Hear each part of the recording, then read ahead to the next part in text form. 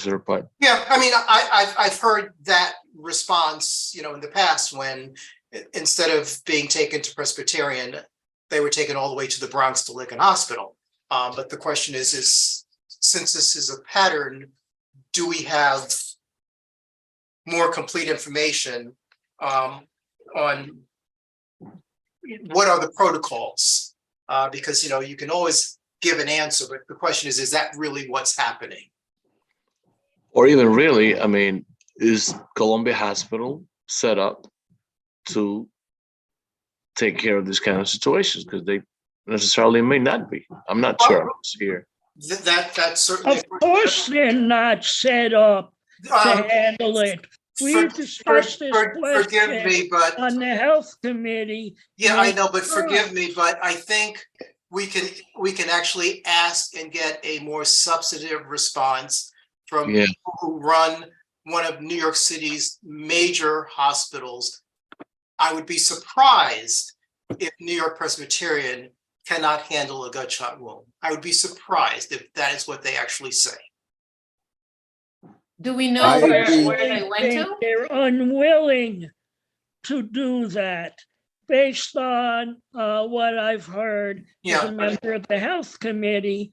I think it's only a question of interest. Yeah, and I think that's inconsistent with state and federal law, however. Oh, I agree. We should look into this because you should be taken to the closest emergency room that can, handle what you're doing. And let's say hypothetically, the emergency room at the Presbyterian Hospital has a whole class of emergencies they can't handle. And I think that's sort of what Wayne is hinting at. Can't they handle them? Have they chosen not to make it possible to handle them? And, well, there were bad old days when this would hardly surprise anyone about, the hospital. So I think we really have to look into it. And as a community institution, they're part of Washington Heights and Inwood. They need to be involved and they need to serve this community as well as they can, whatever that might mean. And they talk the talk, but sometimes you got to make sure they, do the walking. Eliezer, I asked Ebenezer to find out which hospitals those two individuals went to, and he got back to me and said that it's because it's still under investigation, that the police is not going to release that info, which I found odd. But I want to say that with the numerous conversation we had at the Health and Environment Committee about trauma centers and why are individuals being referred to other boroughs, the Bronx, to St. Barnabas for treatment. So apparently Presbyterian does not have a trauma center. On the website, there is an indication that they have a trauma bed. We don't know what that means. So we have to find out, and we should have trauma. If Presbyterian's saying that they're #1 hospital in the United States, they should have a trauma center. I'm sorry. That's how it should be. In the article in Patch indicated the woman, she's 19, a teenager who was shot sitting in the car outside of Wendy's, which is across from the hospital, was taken to Harlem Hospital, which is 1.5 miles away. And so we're talking about trauma, but no one wants to get shot, but I think she was shot in the leg, and according to the report, she and her child are expected to be fine. So it wasn't a major trauma, and I find it hard to believe that New York Presbyterian cannot treat a gunshot, any kind of gunshot wound. But if that's the case, we should ask the question and get real answers. Yes, Eliezer, if you can ask that question, we should get many answers from the hospital. Thank you. I just texted Julio to see if he has the time to first of all come himself and then bring someone from the hospital and answer that. Like you said, Wayne, it makes a lot of sense. It depends on the protocol, because a gunshot may not necessarily be life-threatening, just like in this case, it was a gunshot, in the leg.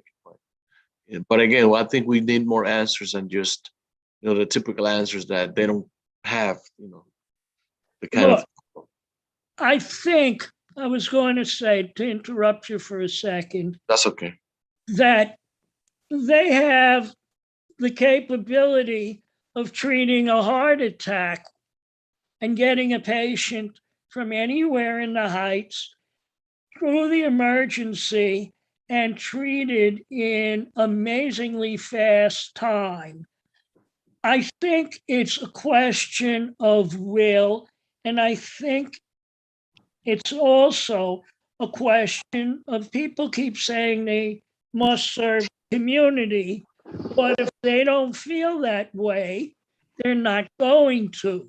So let's try and get some straight answers.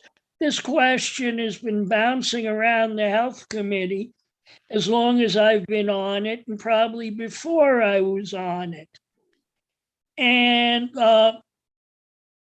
there isn't any rational reason that an emergency set up at a hospital that could treat heart attacks, for instance, can't treat gunshot wounds. Now, as far as minimizing the damage that young woman suffered, I've never been shot, but I don't care if you're shot in the toe. It's a traumatic experience being shot. And I think that Presbyterian is derelict in their duties in not providing us with a trauma center. And talking about shots in public safety, the right man for the job just walked in the room, DA Bragg. So we're gonna have him with us shortly. How are you, DA? Mr. Bragg, how you feeling? I'm doing very well. Thank you so much. Had a little bit of a IT issue getting on, but I'm here and happy to be here. Welcome back. I hope you feel like you're at home. We're gonna treat you nice. Jay's gonna be very kind to you today. Hopefully, right, Jay? He's my favorite district attorney. Oh, see? There you go, Mr. Bragg. You're a very lucky man. Hi, Maria. Nice seeing you. I've been seeing you in a long time. Hey, everybody. Good. Mino. Maria. Hello, hello. Hola, hola a todos. Buenas noches. Hello, Maria. Hello, everyone. Happy That's to be enough. here. I love tonight meeting. There's a lot of lovely people. I can barely see you, Jocelyn, but I see a lot of smiley faces today. Put the light on, Jocelyn. Who are you hiding from? On. It is on. Yeah, put it on. One of those lights that you have there. I had to set it up because people were saying, "Who are you hiding from, man? I can barely see your face." You know what? I'm gonna do it up. Okay, guys. Do we have a quorum? Angela, I counted 29 panelists. Is that all 29 of us, or we're still short? Sorry, can you hear me? Catherine? Can you hear me? Yeah, I can hear you Okay. now. No, we're still short. We're at 17 members. 17 members. Probably, yeah.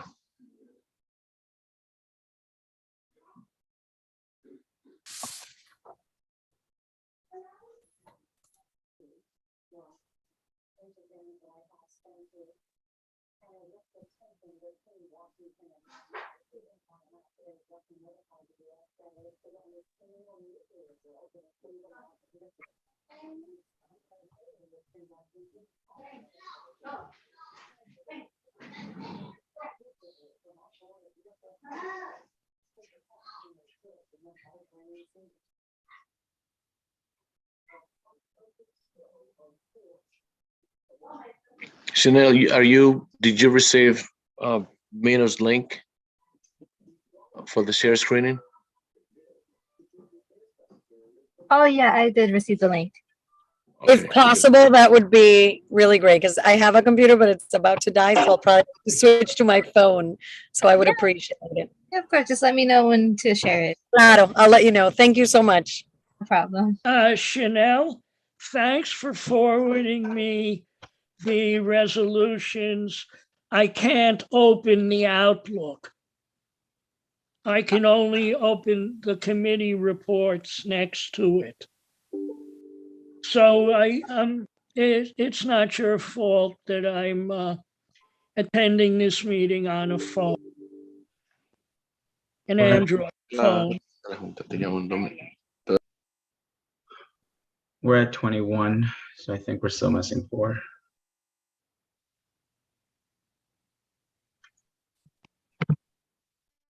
You said, Angela, that we have quorum? No, we're at 21. We're still 4 short. I apologize for joining in late. I'm having problems with my hotspot. I think it's reached its limit. So I tried joining via phone, and you know how that goes. It's a fiasco, but happy to be here. Hi. Hector Bonilla is on the attendee side. I believe he's on the phone. I tried to promote him. He's here now. We're still 3 short. Yeah, I'm sorry about that. I think I clicked the wrong button. Okay. How are you, Hector? I'm doing great. Thanks for asking. Good. I owe you a call. Perfect. Yes.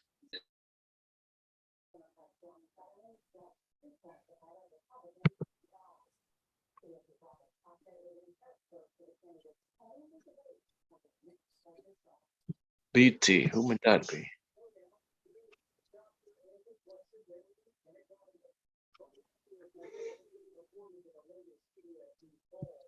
Wayne, you seem to be at a resort. I'm very envious. Well, unless you consider Lower Manhattan a resort, don't be. Some people it is. If you're a tourist. Well, that's true. That's true. It will be really soon once the congestion pricing will come up to effect. Ozzy, what did you have to say there, Ozzy? Because it's gonna cater all the rich people that coming to for shopping in Lower Manhattan. That's what it is. See, Jocelyn? I'm just stating the obvious. I wouldn't drive downtown if you put a gun to my head. It's too crazy down there. I have a car, but it never goes downtown. Well, I wouldn't either, but then again, I don't have a license, so I'm just obeying the law. Who else doesn't have a license? I thought I was one of those like Manhattanites that don't have a license. I'm a Manhattanite. Real? Why would I have a license? Parking in Manhattan is a terror. And if you want to park in a garage, it's like paying rent for another apartment. Yeah, no, but like I never got a license. Like I've never had a driver's license. No, I learned to drive, but I never got a license. No. My parking space is in fact more expensive than my previous apartment. Oh, wow. But wait, I believe we're at 25 now. Yeah, it has a river view and it's an electric car, just to show it.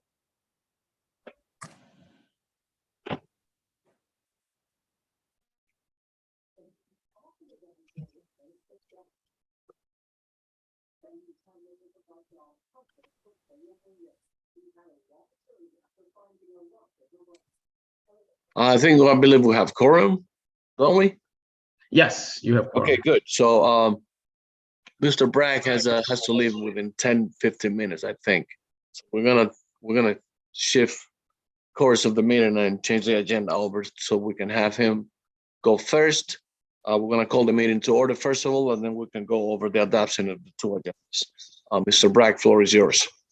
Thank you so much. Thank you, Chair, and thank you to District Manager Ebenezer Smith as well.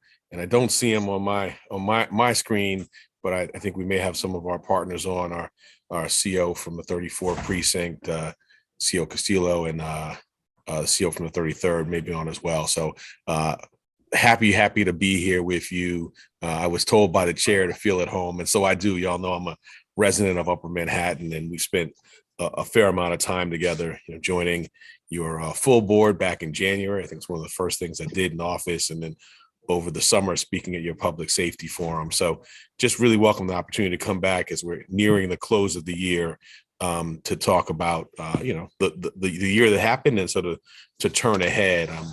we know it's been challenging times nationally, and certainly Manhattan and Upper Manhattan is no exception as we kind of work our way out of the pandemic. And as I was logging in and your chair said it was fitting, I heard someone talking about the recent shooting and saying, and I completely agree, being shot anywhere is traumatic. I would back that up and say, I've never actually had a bullet hit me, but I've been shot at and I've had guns pointed at me.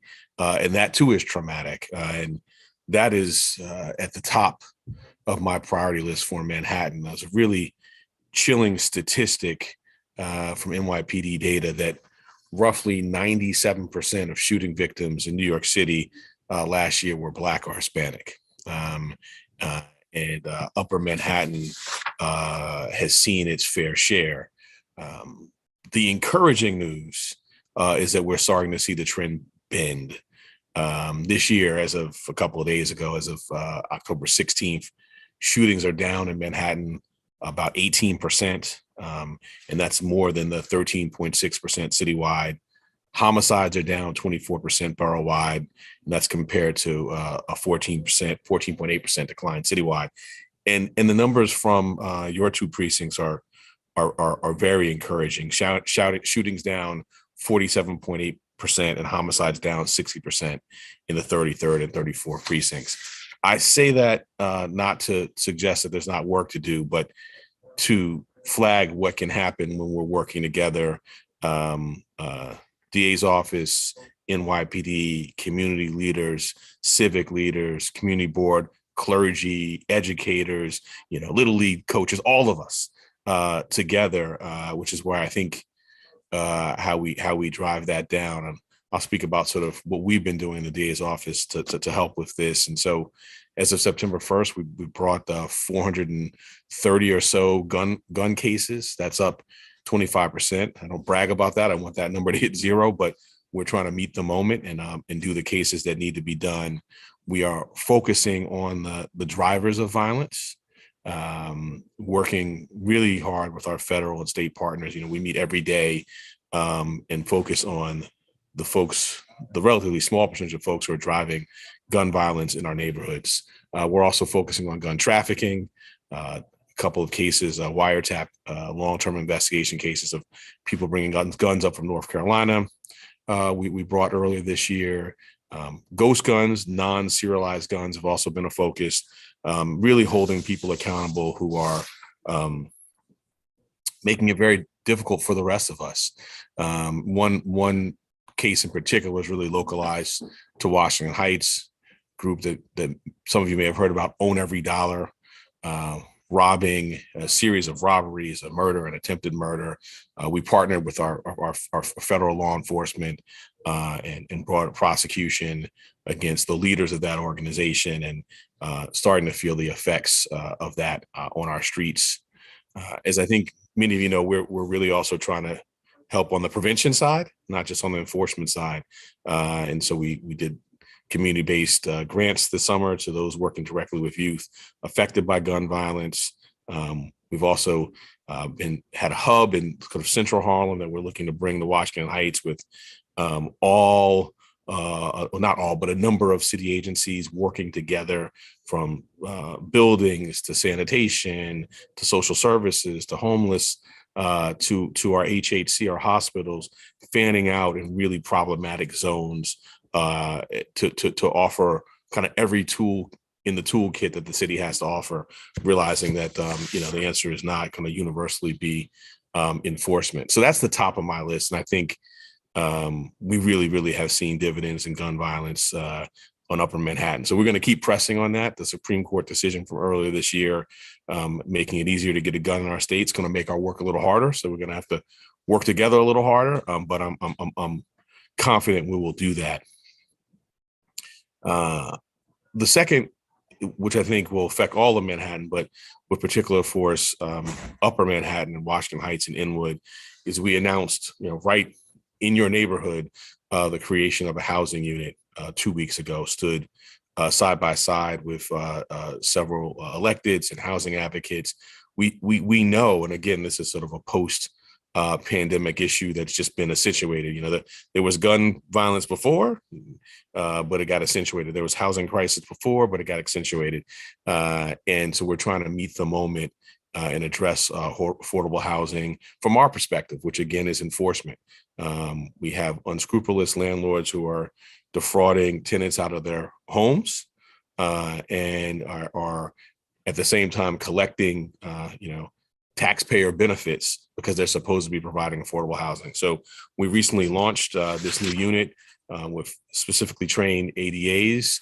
And then just last week, we brought a case against a number of developers who are defrauding the 421A program, we allege, which you may be familiar with, that is set aside a tax program for developers who are supposed to be providing affordable units. And we allege and intend to prove in court that they were renting well above the rate they were supposed to do, and at the same time collecting significant, very, very, very significant in the millions of dollars in taxpayer subsidies. So I think that's something that's going to benefit your neighborhood in particular. I know I've already heard from some of you about buildings and landlords we should be looking at, and we welcome that because that's how we are going to do those cases.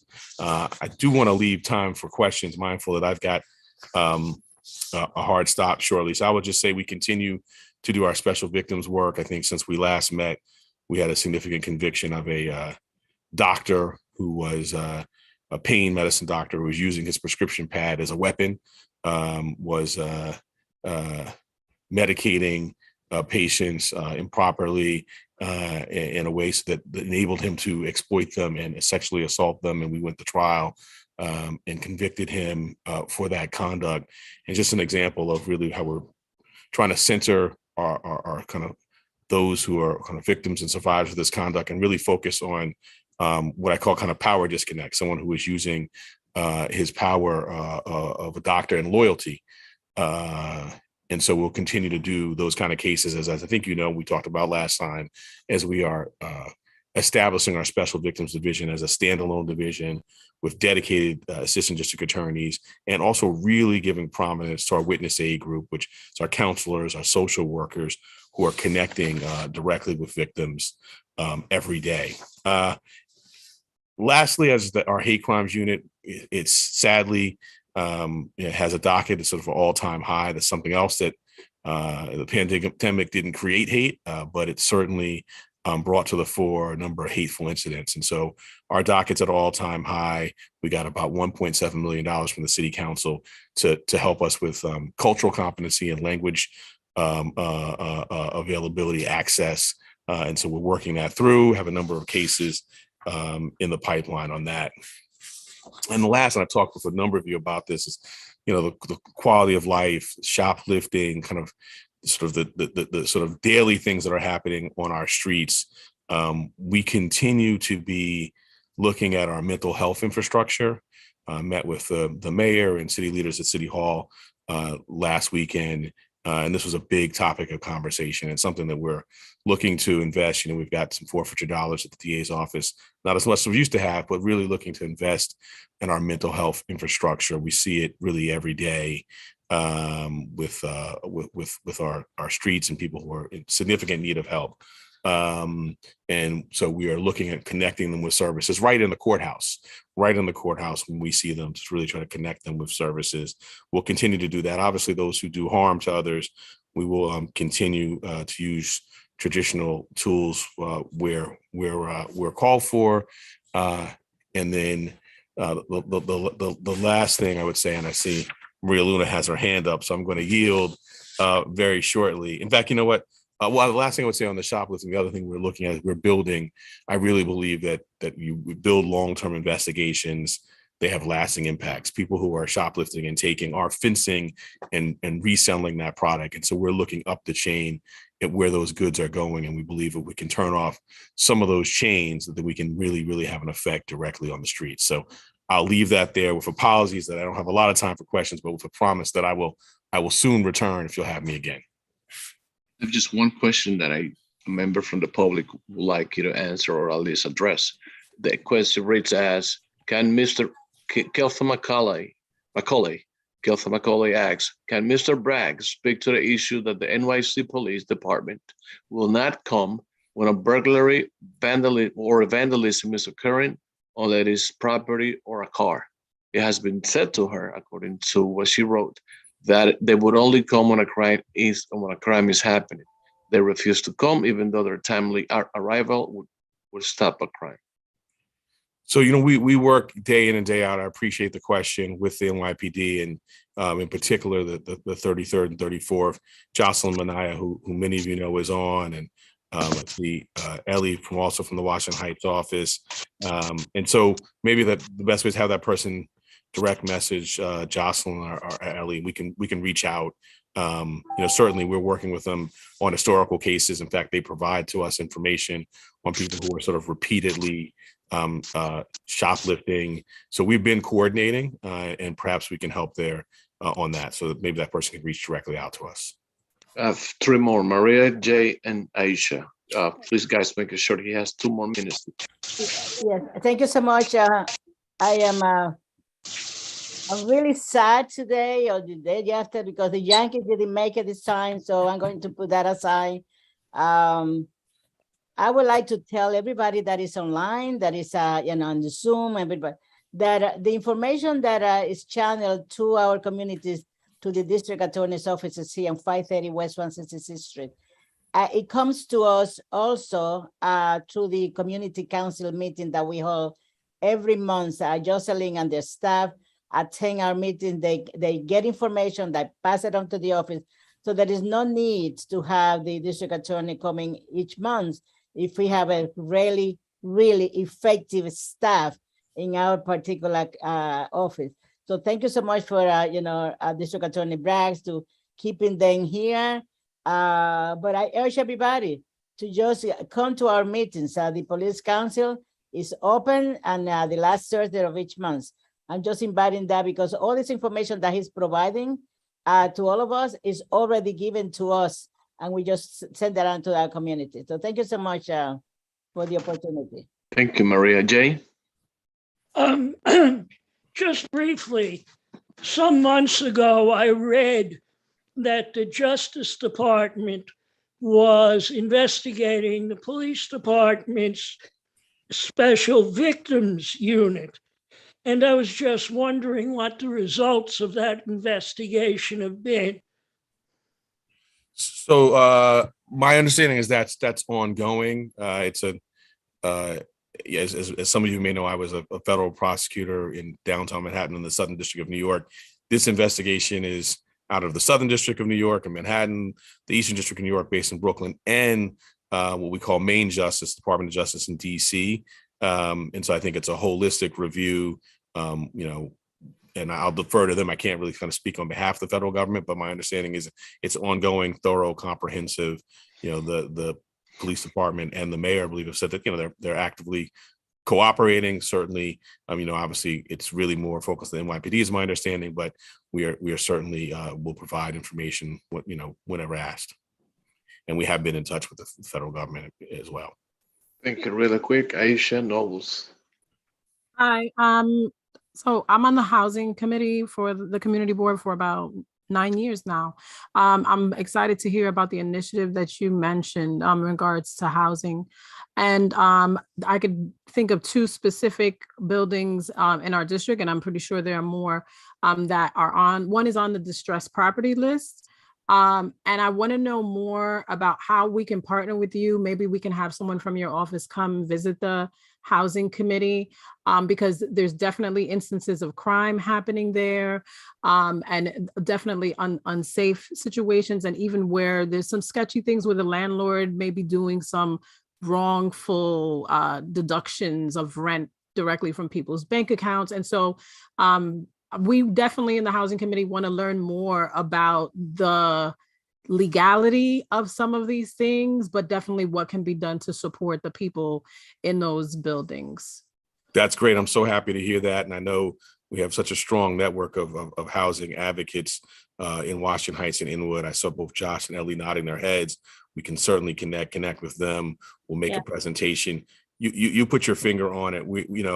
They're great civil providers, great advocates in this space. We're going to be looking at, criminal fraud. People are taking money from tenants that shouldn't be. That's a larceny, and looking at defrauding of our programs, our government programs that have rules requiring that tenants be, kind of, for example, certain affordable rents. And if you're getting the benefit saying that you're going to provide affordable rent and you're not, that kind of systemic issue is what we're looking for. So we look forward to connecting. Yeah, Aisha, give me a call and we'll start working on that for you. Thank you. Well, good to see you, Jocelyn. You too, my dear. Nobles, last question, and thank you for your patience, Mr. Bragg. Thank you, Chair. And thank you very much, DA Bragg, and to the team for your service. New York needs you, and we really appreciate it. Just a quick question, especially when it comes to white collar crime, which you alluded to a little bit when you were speaking. I was wondering about when it comes to fraud and taxpayer money, when it comes to tax dodging, what have you. I'm on Parks and Cultural Affairs. We don't have a budget. Can you talk just about what some of your wins have been when it comes to tax dodging and bringing that money back to the city of New York? So hopefully maybe one day our parks do get a budget. Thanks. Certainly. Look, this is a career-long emphasis for me as a federal prosecutor. I prosecuted someone who was stealing money from the Department of Education, $3 million that was supposed to go to bridging the digital divide for under-resourced schools. I prosecuted someone who was pretending to be a disabled veteran. He was neither disabled nor a veteran. He got $16 million worth of contracts that were set aside for disabled veterans. This has been something that has been a focus of mine. I brought that to the district attorney's office. Those kind of cases, like the one we brought last week, are going to be a significant focus. That's in the housing space. Beyond the housing space, we have resolved some cases this year involving unemployment insurance fraud, employers who are not paying into that system, and there's sort of a dual focus in those worker cases of just getting the money back to the workers if there's a wage issue, but then also those are taxpayer dollars from paying into the unemployment insurance system. We have just started yesterday a tax case against the Trump organization. So that case is proceeding, and we're picking a jury in that case. More broadly in the white collar space, we also more of the charity sector than tax money, but we brought a case against Steve Bannon for allegedly personally using money and misdirecting it from the charitable purpose that he was claiming, we allege. So this is an area that we're going to be very very active in. I mean, one sort of consistent theme you may see is that I think cases where there's a real power disconnect, whether it's someone who's got access to government money or someone who's raising money allegedly for a charity, someone who's supposed to be providing housing, someone who's supposed to be providing an honest wage, and they are exploiting tenants, workers, taxpayers. That's been sort of where I've lived for the past 20 years. Done other things, but that has sort of been the common thread at a number of my stops, and we're gonna keep doing that here in Manhattan. Accentuate those wins. Thank you very much, DA Bragg. Thank you very much. I understand your schedule is as tight as it can be. Thank you for this is what you third time in our general meeting. I love hanging out with you all, and I don't leave lightly. I am in downtown Manhattan at a community forum that our mayor has convened with our police commissioner, and so that's where I'm leaving. Hopefully, one day we can do this in person. I love seeing y'all, and I'll come back whenever you invite me. Thank you, Ellie, and thank you, Jocelyn, for being such a good ambassadors to the vision of DA Bragg. Thank you very much for your time. Hope to see you later on. All righty. Guys, so we're gonna come back to our formalities of having to approve on number 2, the October 2022 agenda. I got a motion on the floor to get that motion approved. Make a motion to approve the agenda. I second. Daryl seconds it. Any abstentions? Any oppositions? Motion stands. On the third item, the adoption of tonight's minutes. I'm sorry. Can I get a motion on the floor to get tonight minutes approved? I have some amendments to add. to propose, I should say. And you're referring to the September minutes, not tonight's. September. That's correct, September minutes. I have a friendly amendment.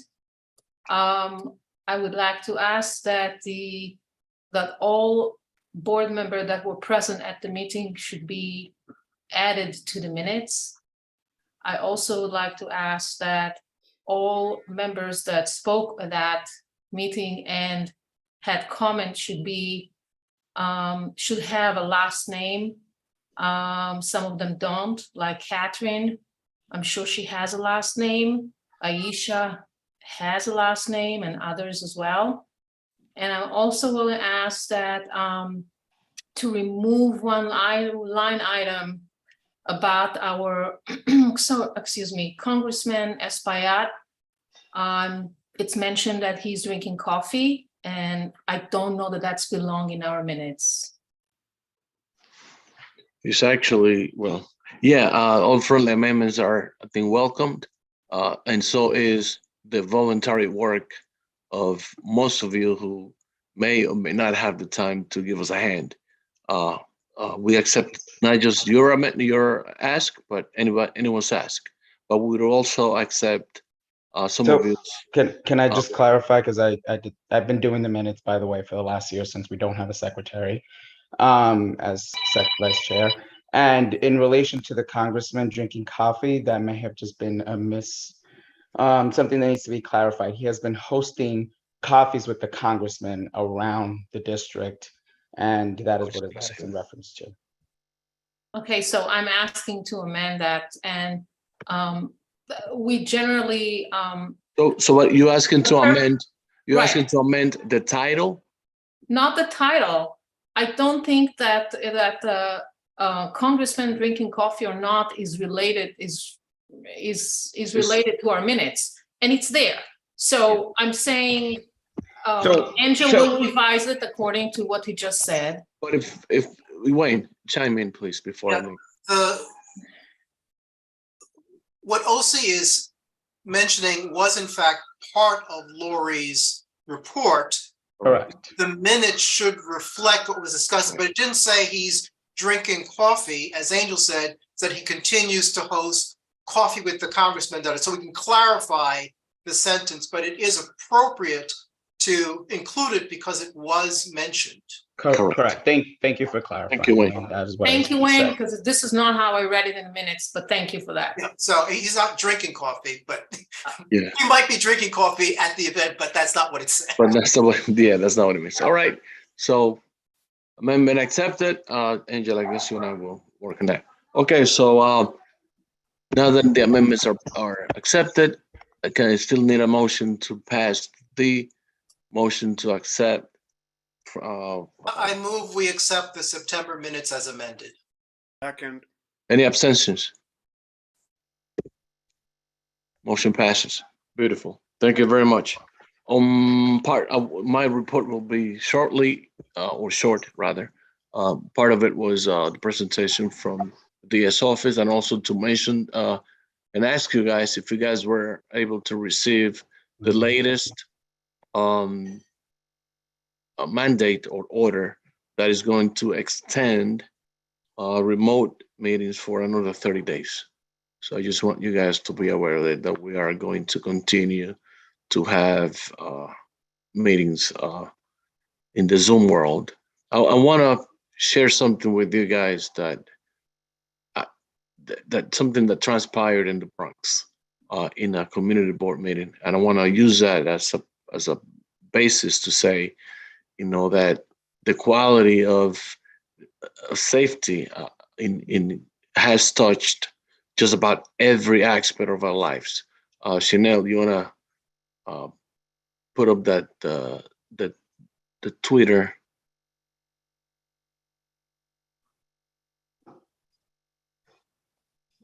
The tweet from the Bronx office, right? Is what it is, and I hope you guys can try and find the tweet. It's an apology from the Bronx borough office in reference to a particular community board meeting and the way that and what happened in that meeting. It's an article, I think I read it on Patch or somewhere else, but it really talks about, how we are and what we've done, and our ability to conduct meetings in which we can have healthy, disagreeable discussions. Um, it's really sad to see that, other community boards are going through the kind of situations in which they've resorted to even violence at some point. So I just wanted to highlight and say, uh, thank you guys for agreeing to disagree. I think that we've come a long way in some of the things that, by looking at some of the things that are transpiring somewhere else. Having said that, I want to move on to give the second part of my report to a presentation from Mino Lora, the People Project, whom I love, and what she does, and herself as a person. I think is commendable. We're very lucky to have people of her caliber in our community. And thank you, Mino. Floor is yours. Thank you. Thank you so much. Thank you so much, Eleazar. And thank you, everyone. Good evening. My daughter has a birthday party with a friend, so I'm sorry that I'm calling from my phone. And thank you, Chanel, for sharing the video. Mi nombre es Mino Lora. It's good to see so many familiar and, familia faces on the screen. CB12 is our home. People's Theater Project is a theater and social justice organization. We are 14 years old. We create theater with and for the immigrant community to build a more just world. And I wanted to share a bit about who we are and what we do. We've been around for a little bit, so many of you know who we are. But for any people who are here who may not know about People's Theater Project, I am so excited to be here to share. So we have three main pillars of our programming that I'll speak about very briefly, and then I'll show a video that shares it better. The first one is our PTP Academy for Theater, Leadership, and Activism. This is an academy that is full scholarships for every single student. We have 150 kids. We are housed in the United Palace right now. This is after school and Saturday programs from pre-K through 12th grade, where we're building leadership, advocacy, and theater training skills. There's so many artists in our community. We believe we're all artists and activists, and that's what we're building there. It's a 6-year academy. We have our partnerships where we partner with a lot of local schools in Community Board 12, as well as Community Board 7 and 11 in the Bronx and Harlem, respectively. We are in 19 different schools, and we introduce theater. So we mostly work with multilingual learners. These are new immigrant students in our public schools, English language learners, and we support them in their journey as we make sure that they still recognize the power of their identities, the power of their voice, as they're going through this journey as new New Yorkers, and create their own original play. The final pillar that we have is our professional company of immigrant artists of color. The PTP Ensemble comes in a few ways, right? I'm an immigrant from Dominican Republic, and I'm the founder. So our ensemble started very, the work that we started doing, everything that we do is original work. So it started mostly in Spanish and English, but really delving into our mission of an immigrant serving organization that has expanded too. And I'm proud to say we are multilingual and really rooted in the Upper Manhattan community. Our PTP company has ensemble members and company members from all over. And what's really exciting is that many of these actors are also the same teachers that work with our young people. We have community programs, community workshops. There's one of our very famous actors right here on the screen, Mary Anderson, who has performed with us on shows around gentrification, housing injustice, immigrant injustice, police brutality for years. James Bosley, we've partnered with him before, and so many people on the Zoom. I can't see everyone, including the DA's office, creating theater shows to educate around fraud committed against immigrant and elders in our community with Jocelyn. I don't know if she's still here. I can't see in the screen. So this is the work that we do. Theater is our tool for creating social change, and we are excited to welcome all of you to be part of this journey. We are in the process of building the first theater in Inwood, a theater dedicated to immigrants and immigrant art, and this is so needed. If there's any artists in the room, you know it. We need a space for artists, for youth, for seniors, and that's what this will be, a community hub, another artistic space, a home for everyone. So with that, I would love to share just a 1-minute video that explains the focus and the pillars of all of our work. So Chanel, if you can share the screen, thank you.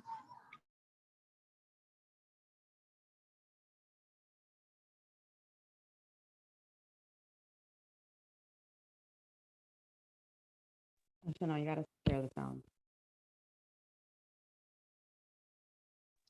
Oh, I don't think we can hear it. If you can rewind it and start it again, Oh, sorry. sorry about that.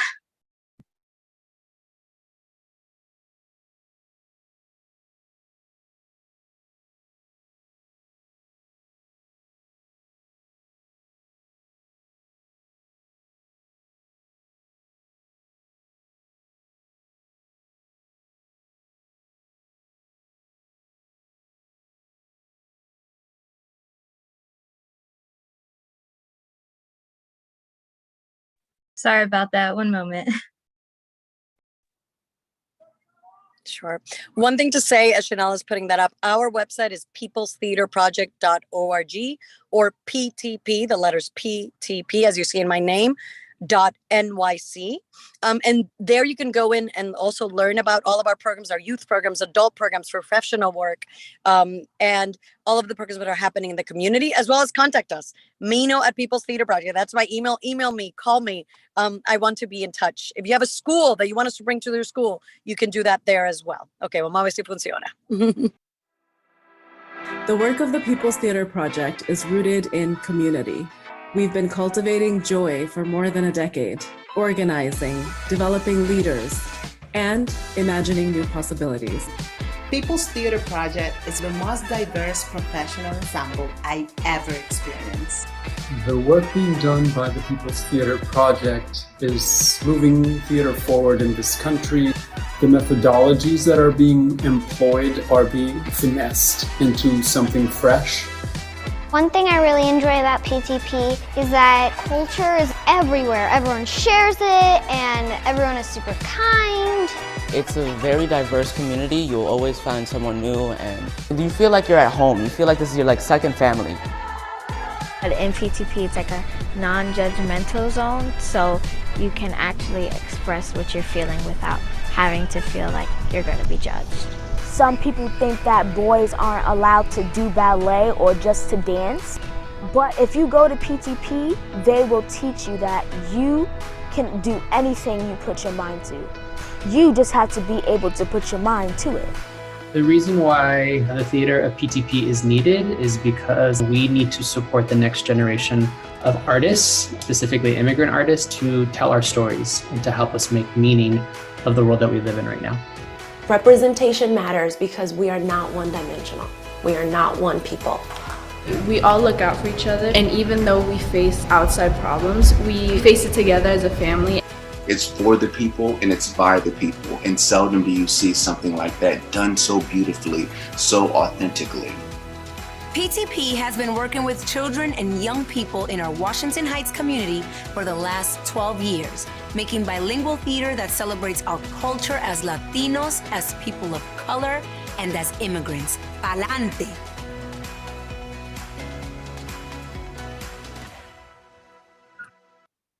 Thank you so much, Chanel. Hope everyone was able to see it. Dasha Polanco, who we're so excited, did that. That was 2 years ago. I think it's actually been 14 years now. But if there's any questions, I'm happy to answer them. But you can always reach me, ptp.nyc.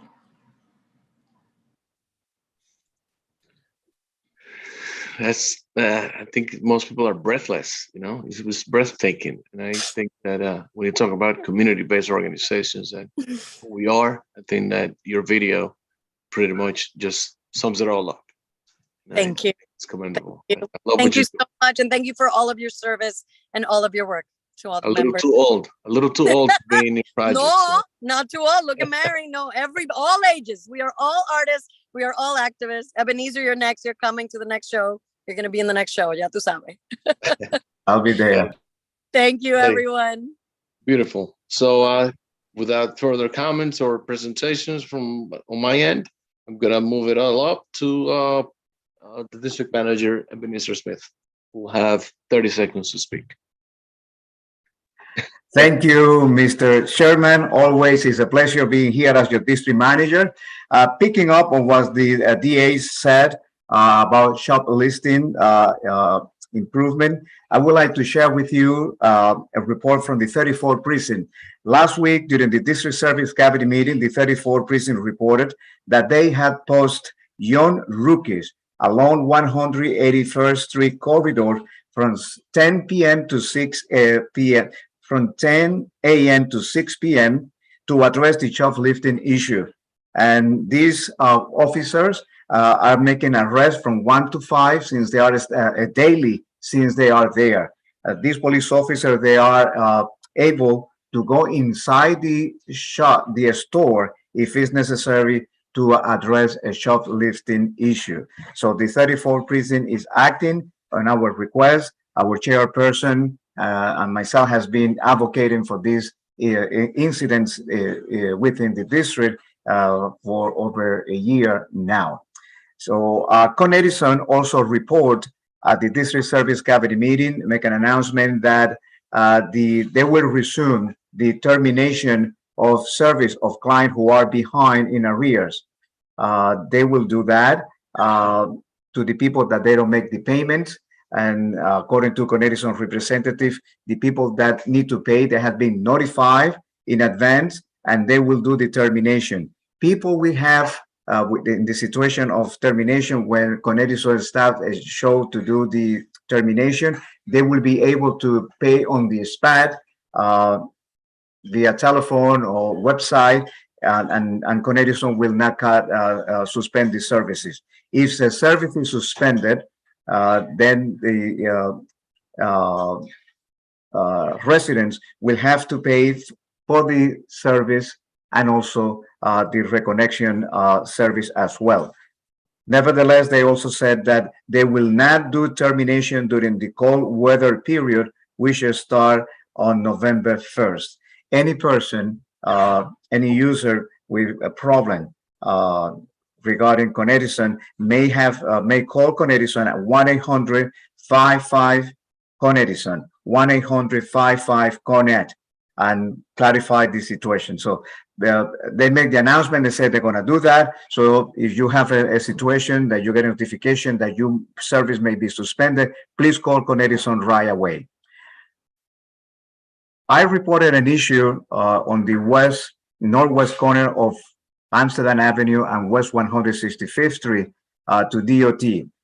I observed that there is construction since the summer and the sidewalk and the crosswalk was blocked. When I reported, it came back that it's a Con Edison project, and upon my request, they make the arrangement, and now the pedestrian can use the corner despite the barricades that they put there. And finally, I want to say thank you to all the board members who participated last week during the budget ranking for fiscal year 24. The office is working with the final ranking, and we will be offering the result later this week. And I just want to call the attention to all the committee chairs. Committee chairs, you received the calendar. You have the calendar. We send it out as a draft. Please review it, the front and the back, to make sure that the calendar has what you want, the date that you want, and also the back of the calendar with the agenda for your committee. Thank you. Thank you. This is the end of my report. God bless you all. Ozzy, on mute. Yes, Ebenezer, can you tell us how many board members provide you with the rankings for the capital and expense budget? No, I don't have the total account right now. We have been preparing for today's meeting, and I don't have. I know many people submitted already. Okay. Okay, thank you, Ebenezer, for all the hard work you do. And without further introduction, she's an artist, but she's one of the most prepared people to move forward with the rest of the meeting, and Angel. I'm gonna leave it up to Catherine Diaz to facilitate the rest of the agenda. Catherine. Thank Can everyone hear me okay? I think my mic's a little wonky on my headset. Good evening, everyone. So we're gonna move on to the elected officials. We're actually gonna kick off with those Porfirio. from Catherine, Manhattan. Yeah. it's cutting in and out when you're speaking. Okay. Great. Audio around me, so I apologize. So we're gonna kick off with the elected officials report. We're gonna start off actually with Porfirio, and then we'll continue with the list as I receive them in terms of order of arrival. So Porfirio, if you're ready for your 3 minutes. Sure. Thank you so much, Catherine. Thank you, Chair Bueno, for accommodating me and my special request because I have to go to another meeting. I want to also thank Mino for that sensational report. Very, very inspiring. The Manhattan Borough President is about to launch the leadership training series for Manhattan community boards for the week of November 14th through the 18th. So the purpose of the Community Board Leadership Training Series is to provide tools, instruction, and best practices to community board members as they engage with everyday New Yorkers to learn more about the local government process. We will feature sessions on subjects such as combating bias, conflict of interest, equal opportunity, as well as understanding the city's budget and land use and zoning 101 and more. We will be sending our notice directly so that everyone can sign up to the link on the landing page. So please look out for it. It should go out within the next week.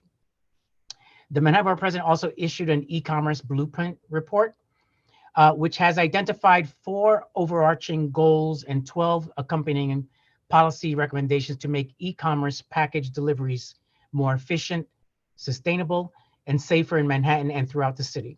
So the 4 goals are to take last-minute operations off the streets and sidewalks, ensure residential areas can meet the growing demand for deliveries, to make e-commerce deliveries more sustainable, and to better enforce the city's traffic laws. We sent out an animated video with our newsletter, and it can also be viewed on our website. Last, I just want to mention 1 million trees. So the Manhattan Borough President has gathered the support of all the New York City Borough Presidents in support of the Let's Plant 1 Million Trees initiative throughout the city of New York by the year 2030. We all know that equity and green space and doing our part to reduce pollution and to help lower global warming is possible only if we work together. So we are asking and counting on all the community boards in Manhattan and in New York to help us via a resolution in support of the 1 Million Trees initiative. Last, I also want to mention, Eliasad mentioned the extension. The extension is until November the 21st. That concludes my report. If you have any questions, and thank you for accommodating my special request. Sure. Thank you, Porfirio. I see one hand, Joel. Just very quickly. Hi, good evening, everybody.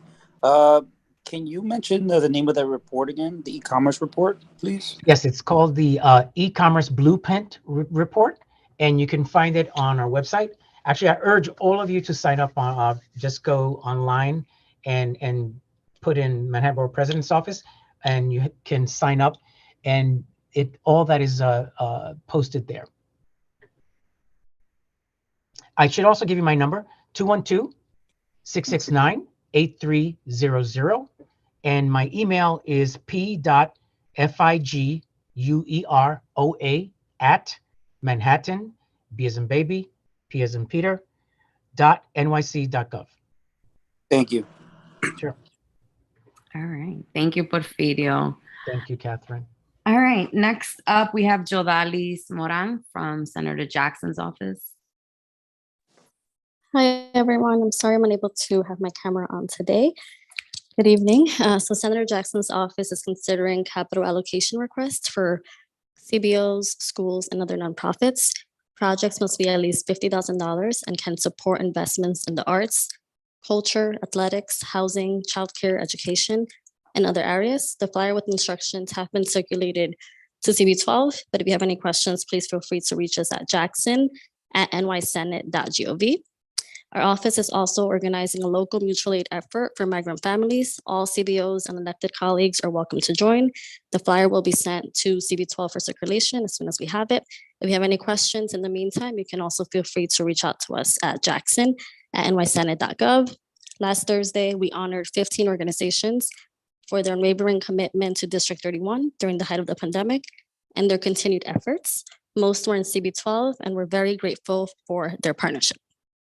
This evening, it's actually still going on. We're holding an education forum along with Class Size Matters, AQE, and Independent Budget Office and parent leaders to discuss school budget cuts.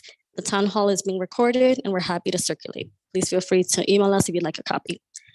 Tomorrow, Wednesday, October 26th, we are partnering with Ryan Health to bring flu and COVID vaccines plus other screenings to Inwood at Washington Heights. From 11 a.m. to 2 p.m. We'll be at Rain Inwood, the senior center, on 84 Vermilia from 3 to 5:30 p.m. Oh, sorry, no, that's from 11 to 2. And then from 3 to 5:30 p.m., we'll be at Iglesia Universal at 612 West 180th Street in Washington Heights. And on November 3rd, we will be co-hosting a landlord harassment clinic with Manhattan Legal Services and other colleagues from 7 to 9 p.m. And that's at 5030 Broadway, Suite 601 in Inwood. And lastly, on the constituent services front, we've seen a few cases where funds are being stolen from EBT cards. In these situations, the constituents have not lost their card, yet the funds stolen have been used in other states, such as Texas. So if this happens to you, we're happy to help. This can also be resolved by calling the number on the back of your card. We also recommend you consider filing a report with the NYPD. Thank you and happy to answer any questions. Thank you. I don't see any hands. All right, cool. Good luck with the rest of the education forum tonight. Yeah. So next up we have Yamila from Councilmember De La Rosa's office. So, yeah. Good evening. I have a lot to report, so I'll just try to keep it quick. Tomorrow, the Civil Service and Labor Committee will be having a joint hearing with the Committee on Government Operations regarding civil service exams and the Civil Service Ambassador Program. As you guys know, Carmen is a Civil Service and Labor Chair, and that can be live streamed online.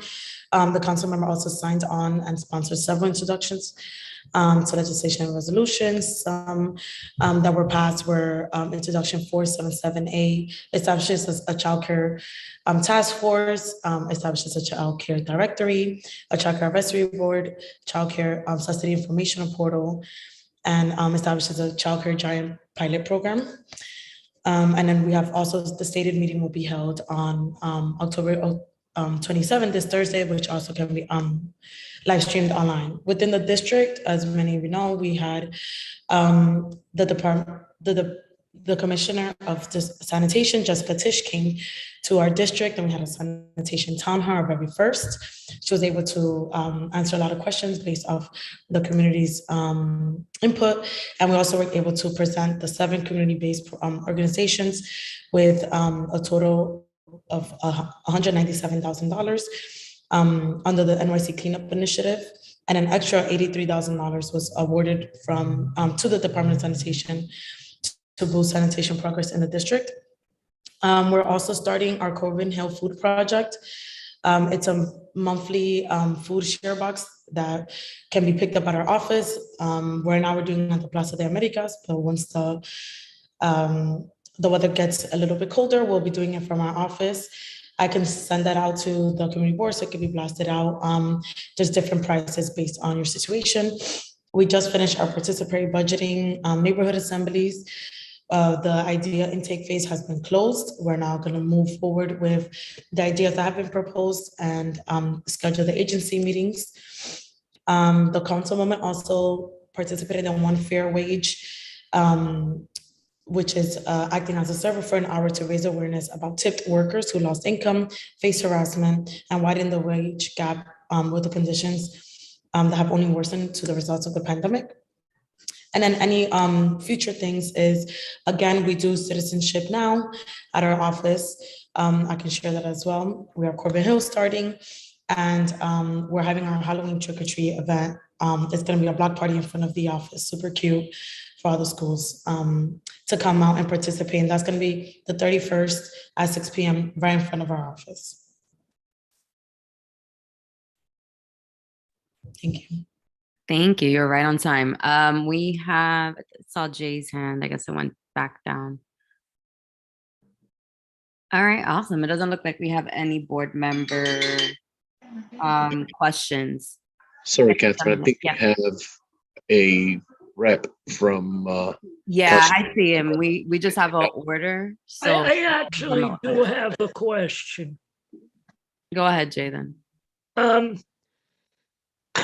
With the city having a huge high vacancy rate in the number of workers who are already budgeted for, I think most of us on committees have found that many of the functions of the various agencies we work with aren't being done because the people who would do them aren't employed at the present time. I understand the citywide job vacancy rate is 9.2%, but many departments have around 20% or more vacancies. And in many of these departments, those vacancies are at the management level. So what I'd like to know is, how is the city council dealing with this question, which I think would be of particular interest to Councilwoman De La Rosa because she chairs the Labor Committee. Thank you, Jay. Yeah, this is definitely something that the councilwoman has been monitoring. I'll definitely bring that comment back to her and then shoot you an email with her response. But we have been seeing that, we have been seeing those reports, and I'll make sure to get back to you. Thank you, Jay.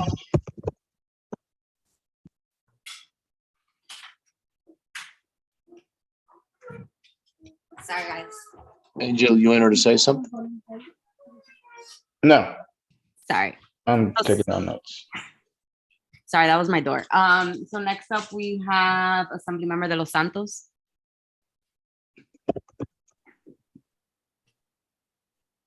Hi, good evening. Happy Tuesday. My name is Madeline. I'm the Director of Constituent Services for Assemblyman de Los Santos.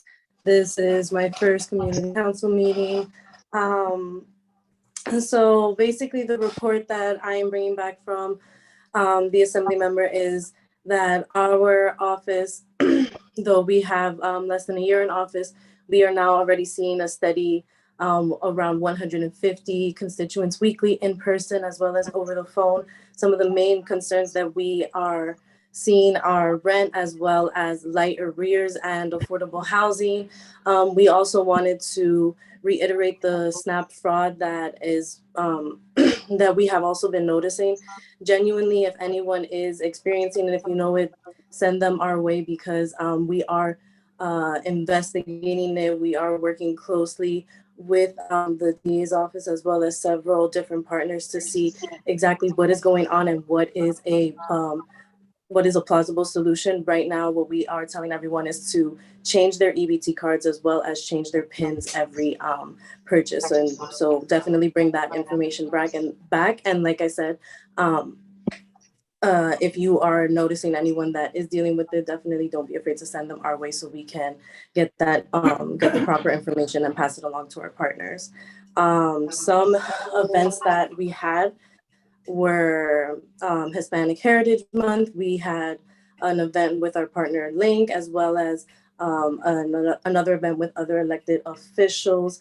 And we also hosted 2 peace walks, one right here within the area of Inwood, and then another one that was cross Bronx with other elected officials and local nonprofits and businesses as well. What the assembly member wants to ensure everyone is that we are also meeting with local commanders to address public safety and concerns. He actually just met with the commander of the 34th precinct today. And so another thing that he also wanted to remind everyone is that today is the official start date to seeing more cops on the trains, and they are specially trained. They are specially trained for conflict resolution. And he also was able to secure funding for several local nonprofits such as NIMIC, the People's Theater, as well as Link. Some upcoming events to look forward to are several Halloween events that he is hosting, collaborating. One is happening right in front of our office called Pumpkins on Post. It was originally on Post, but now we'll be hosting it in front of our office. That will be happening on October 28th from 2 to 5 p.m. And reiterating again the Know Your Rights Against Landlord Harassment happening November 3rd, 7 to 9 p.m., 5030 Broadway. Okay, I was gonna say you're right at time if that concluded. Thank you. Madeline, what's your last name? McNamee. Let me know if you want me to spell it. McNamee. MCNA. MEE. Thank you. Okay. Are there any questions from board members? Okay. Well, thank you so much for joining us. We look forward to seeing you at the next meeting. Next up, we have Lori Tobias from the Congressman's office. Go ahead, Lori. Hi, good evening. Nice to be here. And first of all, I want to announce that we are having the first of our flu shot clinics on Tuesday, November 1st, so a week from today, at Hebrew Tabernacle, a very convenient location, 551 Fort Washington Avenue. It's on the west side across the street from the park, for anyone who is not so familiar, and it's between 10 a.m. and 1 p.m. If you'd like further information, please feel free to give us a call in the office. The congressman has been unbelievably active and representing the needs and concerns of our district, as well as those of many of us, the Latino communities in Puerto Rico and the Dominican Republic because of the devastation from Hurricane Fiona. He has helped with ensuring critical aid, working with Senator Gillibrand, Representative Gregory Meeks. He and our mayor went to Puerto Rico to see the situation firsthand. And so the efforts are moving and the funding is being ensured. Another, and this is a first time, the congressman was invited to speak at Harvard Law School and to present an essay. The essay is entitled Remedying Past Unlawful Military Interventions, the Case of the Dominican Republic. And it is very, very thorough. It's not a quick read. It's a real, it's a real going into the issues. And I recommend that anyone who has a concern about the rectifying the injustices that were perpetrated on the Dominican Republic would learn quite a bit from accessing this. It is on our website. On a happier note, the congressman had a lovely Hispanic Heritage Month event last Saturday, October 15th at Quisqueya Plaza. And it appeared to be like 500 people were there. It was some party. Thankfully, I would imagine that we had some representatives from the community board there. We honored Felix Matos Rodriguez, Chancellor of City University, Cristina Contreras, Chief Executive Officer of NYC Health and Hospitals, Alfonso Alvarez, founding member, the Mexican American Chamber of Commerce, and Dr. Hector Rodriguez Navarro, for his contribution and support to the Latino community. And just Laura, you're at time. If you can wrap up one point. okay, just want to say, and I won't go into details, that it's the information about which bills the congressman is promoting and collaborating on, and the issues that he's most concerned about.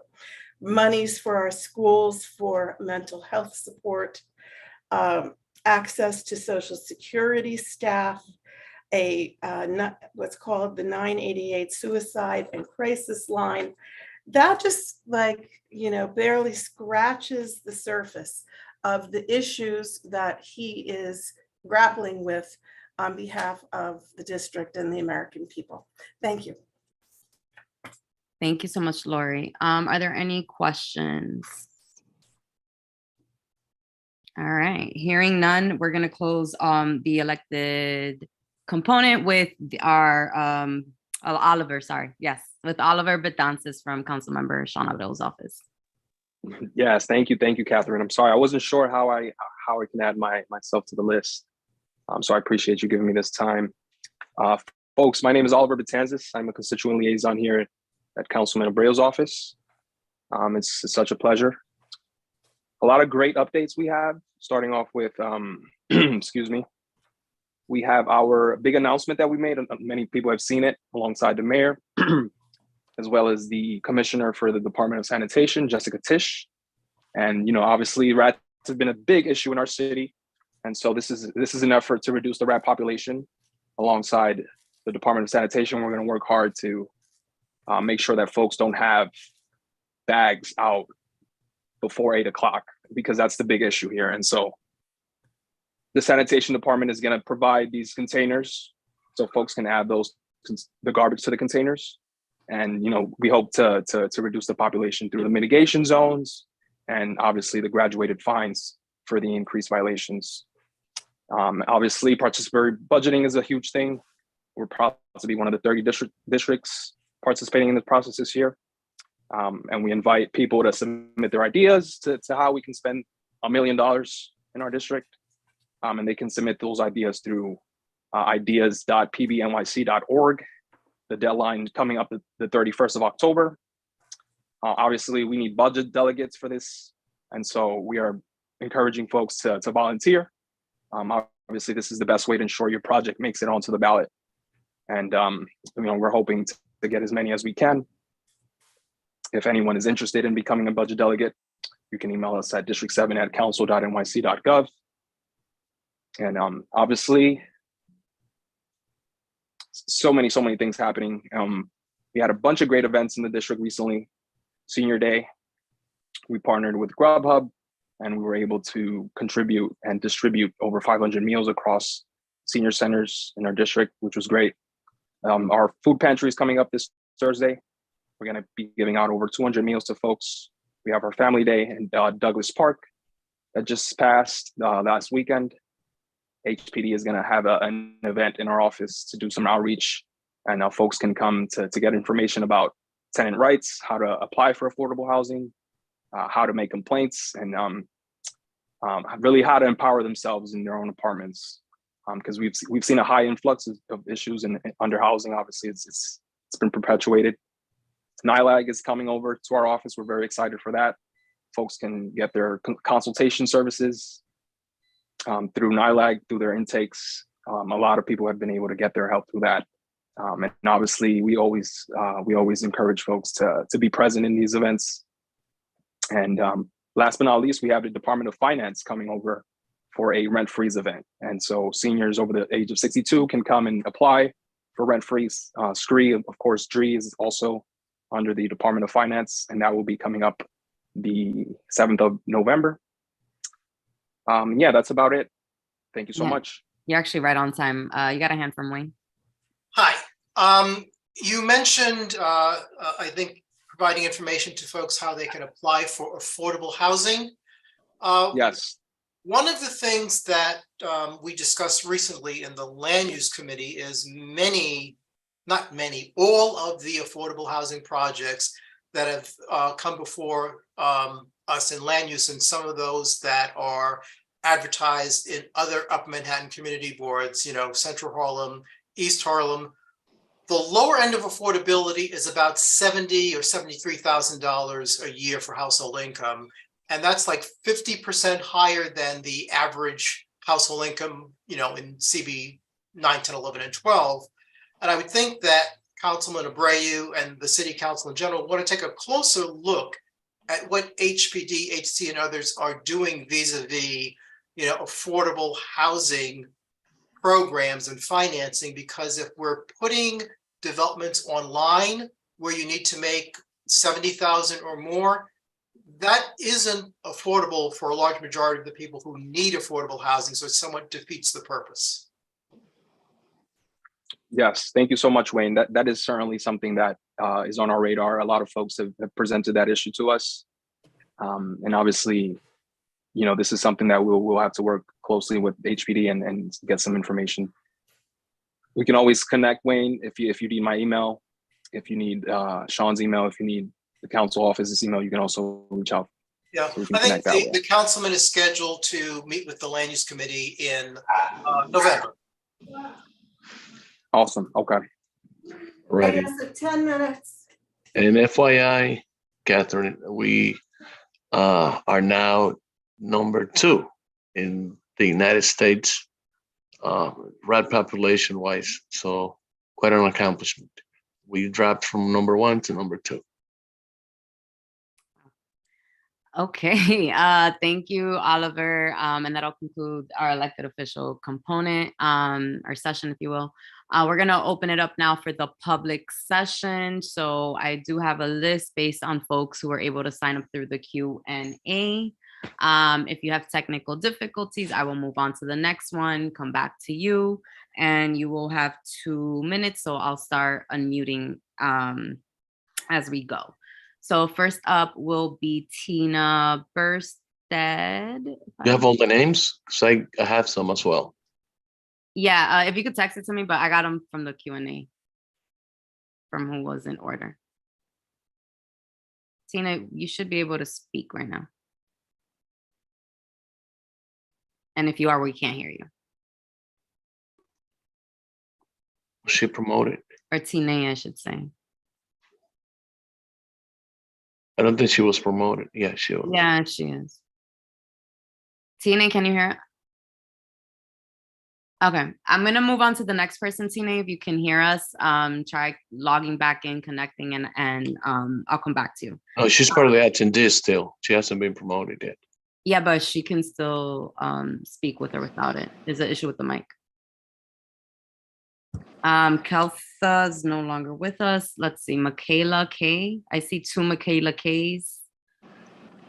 I'm gonna hope for the best. I'm muting one, Michaela K.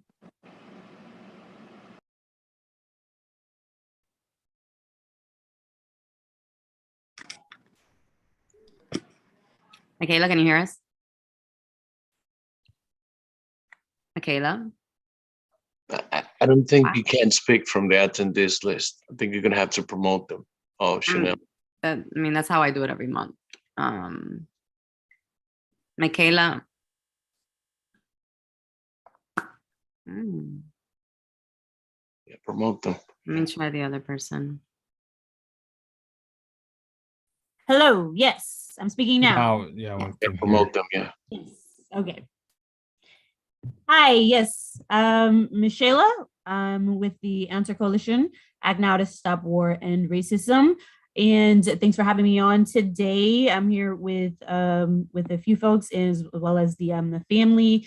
We've been involved in a dedicated campaign to get a street codenamed after John Collado, a beloved community member and a good Samaritan who was shot and killed by an undercover police officer in 2011.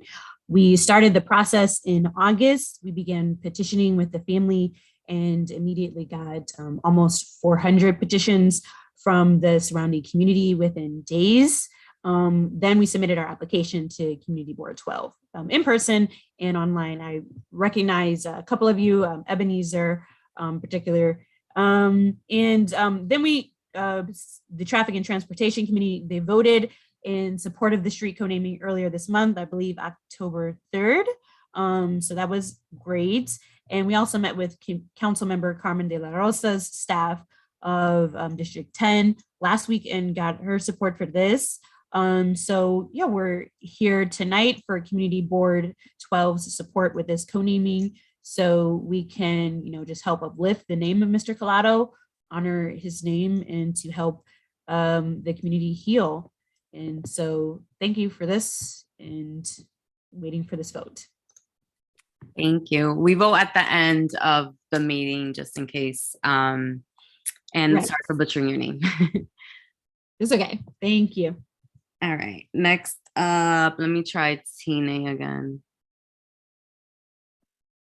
Hi, can you hear me? Yes. Yes. Oh, success. Sorry about that. Okay, thank you so much. I'm going to speed along because I have 3 minutes, right? My name is Tina. I live at 30 Seaman Avenue, and I'm speaking here on behalf of residents in 30, 34, 44 Seaman, and 25 Cumming Street regarding the proposed development at the former Holy Trinity site, 2238 Cumming Street. So first of all, we want to thank you so very much for your previous support. Our community is fighting to make sure that Artemis, the developer, respects our hard-fought zoning. That is, the new building must remain within contextual building height, not exceed and tower over the neighboring buildings by almost 50%. There should be on-site parking for half of the new units. We are already in desperate need of parking in this area, and the units should be affordable for our low to middle income neighborhood. 2,155 for a 400 square feet studio, that is not affordable to us. We are also very grateful to Carmen de la Rosa, Robert Jackson, Gail Brewer, Al Taylor, and Mark Levine, who have supported us on this issue. I want to just acknowledge them. So the Board of Standards and Appeals has twice rejected the developer's proposal. There's a new hearing scheduled for November 14 to 15, and the submission date for the developer was today. Actually, they have until midnight. At the previous hearing in July, the commissioners unanimously agreed that the developer has not substantiated either an A or a B finding, meaning they have not demonstrated that there is a financial hardship associated with an as-of-right project due to unique physical conditions at the site. And they have also not demonstrated that the variances they seek would cure this alleged hardship, unique hardship. One commissioner pointed out that if the developer were not so aggressively profit-seeking, as reflected in a high capitalization rate, an as-of-right project would be financially feasible with reasonable and profitable returns expected over time. At the end of the hearing, the chair admonished the developer, do not come back with the same project. And she strongly recommended they reach out to community representatives to figure out how to address their concerns. Even for an as-of-right project, you might want to do that, she said. So I am here to ask for us, have you, CB12, been contacted by Artemis to address the concerns of the community? And if so, what was the outcome of your discussion? And if you have not been contacted, we ask you to please pass a resolution directed to the BSA, citing your disappointment and deep concern that Artemis has not come back to the community board on this project, which has engendered such strong concerns by community residents. And I thank you for your continued support. I really appreciate it. And we all do. And thank you for letting me speak. And I hope I kept my time. Right there. It's all good. Thank you, Tina. I was going to say, I think you may have the email. If not, for sure, it's on our website to formally submit that question and request to the board office so that they can link it with the housing committee Okay. and land use committee, I think, if I remember correctly. I sent one, I'm not sure if am I still on? Yeah, we can still hear you. Sorry. Yeah, so I sent an email yesterday to Ebenezer Smith, and I asked for it to be distributed. Is there something else I need to do? No, that's pretty much it. They'll connect with the chair of the committee. Okay, Noble, have his you have your email. hand up. Thank you so Yeah, much. thank you. Thank you, Vice Chair. I'm not really sure the protocol. We have Jim Berlin for this, but she did ask a question. I think Wayne Benjamin just went on camera to answer, because I'd like to know as well. That was a very well put together public statement there. So Wayne, I don't know if you have an answer to her question. Well, during public session, we don't respond. Right.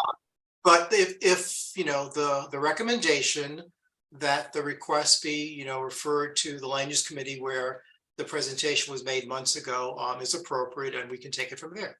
Yeah. Okay. Thanks. And I do understand that there was a submission actually due to BSA today, and then BSA is scheduled to discuss it mid-November. So it just for information, might be premature for us to have received something from the developer if they are supposed to give it to BSA today. Right. Love the Easter eggs. Thanks, Ben. Wayne. I love you. Okay. All right. Next up, we have Mike Fiddleson. Sorry. Good evening. Am I here in person? All right. Hi, everybody. How you doing? Thanks for having me tonight. My name is Mike Fiddleson. I'm the executive producer at the United Palace of Spiritual Arts, and we are hoping to get your approval on a small project for the exterior of the building. As many, if not all of you know, the exterior of the building was landmarked several years ago. We need to get permission first from the community board and then the preservation commission in order to do any significant alterations to the exterior. We currently have, excuse me, we currently have 20 exterior attraction box spaces circling the theater on the building that have been there since it opened back in 1930. We would like to convert 6 of those existing attraction boxes from holding posters to having illuminated signage. 4 of the spaces are on the Broadway space, flanking the front doors. 2 of them are on the plaza side. Of the 6 boxes, 2 of them would be static backlit display boxes that would show the history of the United Palace, just as text, 1 in English, 1 in Spanish. 2 of the boxes on Broadway, the one closest to the door that the Northern Manhattan Arts Alliance uses to access the 2nd floor. That box would be primarily devoted to activities and events by Northern Manhattan Arts Alliance, NOMA. They rent the space upstairs. You heard Mina Laura speaking to it before. People Theater Project uses the space, and other nonprofit organizations and artists.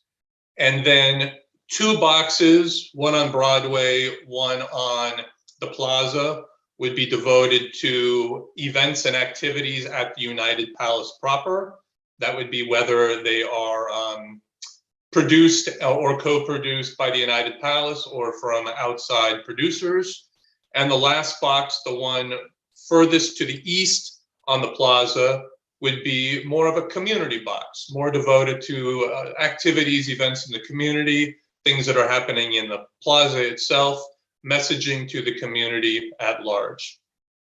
We hope to have the community board's blessing to do this. It would be the first, significant technological upgrade of the exterior. We think it would be more welcoming and a cleaner message to the community. It would save us time and money on having to create print posters right now. We could just do it digitally. And I think it'd be a very attractive welcome to what will remain a 92-year-old building and institution. Thank you for your time. Awesome. Thank you. All right. And to wrap up the public session, we are going to be hearing from Lisa Marie. There we are. Lisa Miller, who was invited by Mary Anderson and is with the Lighthouse Guild. And so we'll allow for 3 minutes to be able to speak about your organization's work. Thank you so much. It's really an honor to be here with so many people that are doing so many valuable things for the community.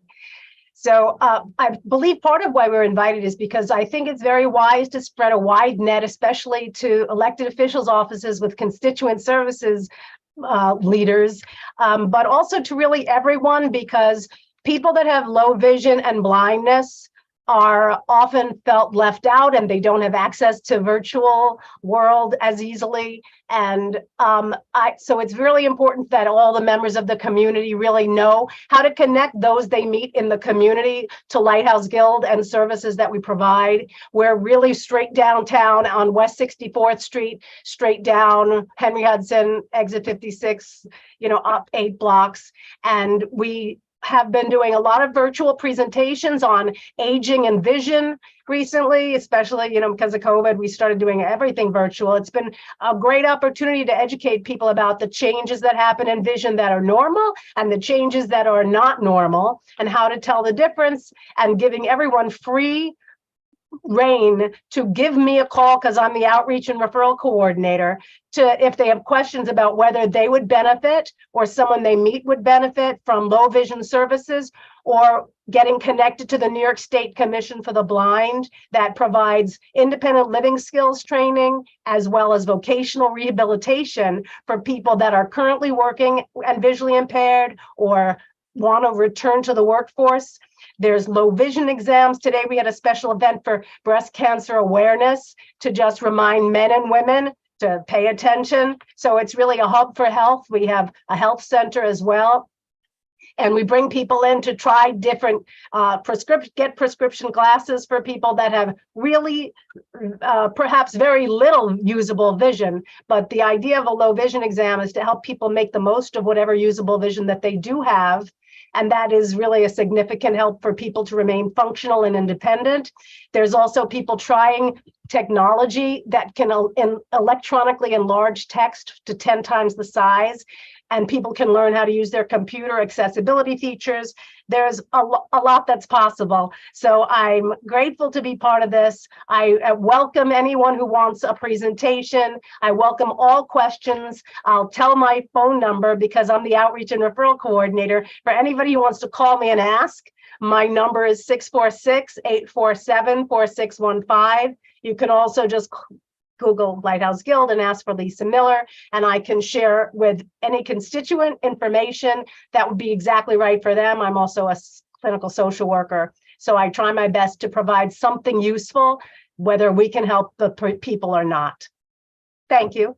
All right. Thank you so much, Lisa. And again, for chairs who are interested, Mary Anderson has her contact information as well and can pass it along. All right. And thanks. And so that concludes our public session. We're going to move on to committee resolutions. So first up, we're going to be hearing from, I don't see Debbie on, so I'm assuming Leo on the resolution A. Thank you, Catherine, and good evening, everyone. Stepping in for Debbie. So as you guys heard from Michaela and the Collado family, so every year, 2 times a year, we get people who come with applications to the board advocating for a street code name. This month, we got John Collado, was a neighborhood man, very caring, loved by his neighbors, family and friends alike. He was one to give his shirt off his back and help as much as possible. On a tragic day in September, in 2011, I believe, John Collado was on his way to the store when a fight broke out and somebody from the street grabbed him so he could intervene and mediate. Unfortunately and tragically, he was killed by an undercover narcotic officer. The officer claimed self-defense. It was later found out in a YPD civil suit that these were false testimonies. His family was awarded some money. His family comes to us in advocation because John Collado was not only a great family man, but a peacemaker in our community. So us on the committee, when we've heard this application now and put things into perspective, we want to show support for John Collado and his family. He served his role as a peacemaker and also on the high calling of peacemakers in general. and tragically serve to highlight how great the cause of peacekeeping can be. So we're resolving that we, in light of the situation, we named the corner of Post Avenue and Dyckman Street, John Collado Way. And as for the minutes, please refer to the minutes. Thank you. Are there any questions from any board members? Jay Mazer. Jay, you can unmute. Okay, sorry to have held everyone up. I just wanted to add a couple of little points. I don't think, in a lot of ways, this man's extremely consequential life of community service is the issue. Even if he was an ordinary person who just slept in our neighborhood in Inwood and went to work every day and had no connections like John Collado had with the community, it would be consequential and significant and required that we co-name the street. I don't want us to lose focus on not just the tragic, but the horrible, unjustified death that occurred there. And the man happened to be a known community figure who was a peacemaker. But if he was an unknown community member who wasn't a peacemaker, he would still deserve to have his name co-named on the street because there was no justification for the manner in which he died. It was totally wrong, and we should note it and hope that everyone who lives in the neighborhood and walks by looks up and understands that. And any undercover cop officer in the neighborhood who walks under that sign should view that as a lesson in how not to police. Thank you. Thank you, Jay, for that. We got Domingo and then Aisha. Yeah, I completely agree with Jay. I think it's important to iterate what went down and the impact that had on our community, right? You have people who are meant to protect and serve, and a situation happened where somebody was trying to diffuse a situation. Life was tragically taken. So I think this is very important. It's about time. And I think our community deserves to remember John for the positive and use that, as Jay said, as a symbol to those who seek to harm our community, that no form of oppression lasts forever, you know, and I think that's very important. So I encourage everybody to vote for this. There's been presidents where people with less merit have received street co-namings, and I encourage everybody to vote for this and let's do right for his family. Thank you, Domingo. We're gonna have Aisha. Thank you, Domingo. We're gonna move on to the next resolution. In 2011, I marched. I think it was 2011 where they had a march, basically asking for justice for this unnecessary killing that took place. And this has been a long time coming. And I just want to echo the sentiments of what Jay said. I think that what he said is very important. And I don't think that there's any more to be said. All right, thank you. And all right, so with that, thank you, Leo, again for the report. We're gonna move on to the next resolution item, which is land use with Wayne Benjamin.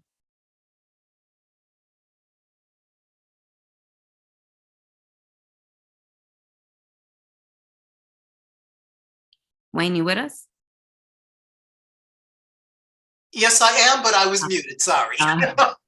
So, as I said, as Mike Fiddleson mentioned during public session, this resolution pertains to a project which they refer to as their illuminated attraction box project. As you know, folks may know, old theaters had poster display boxes on their facades, and the United Palace, occupying the entire block, has 20 of them on the four sides of the building.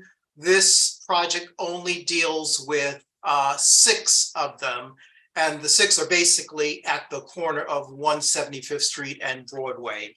The building was designated a landmark in 2016. Community Board 12 fought hard to make sure the building, which had been calendared but not considered by landmarks for 10 years or more, was not decalendared, but in fact was considered and was designated.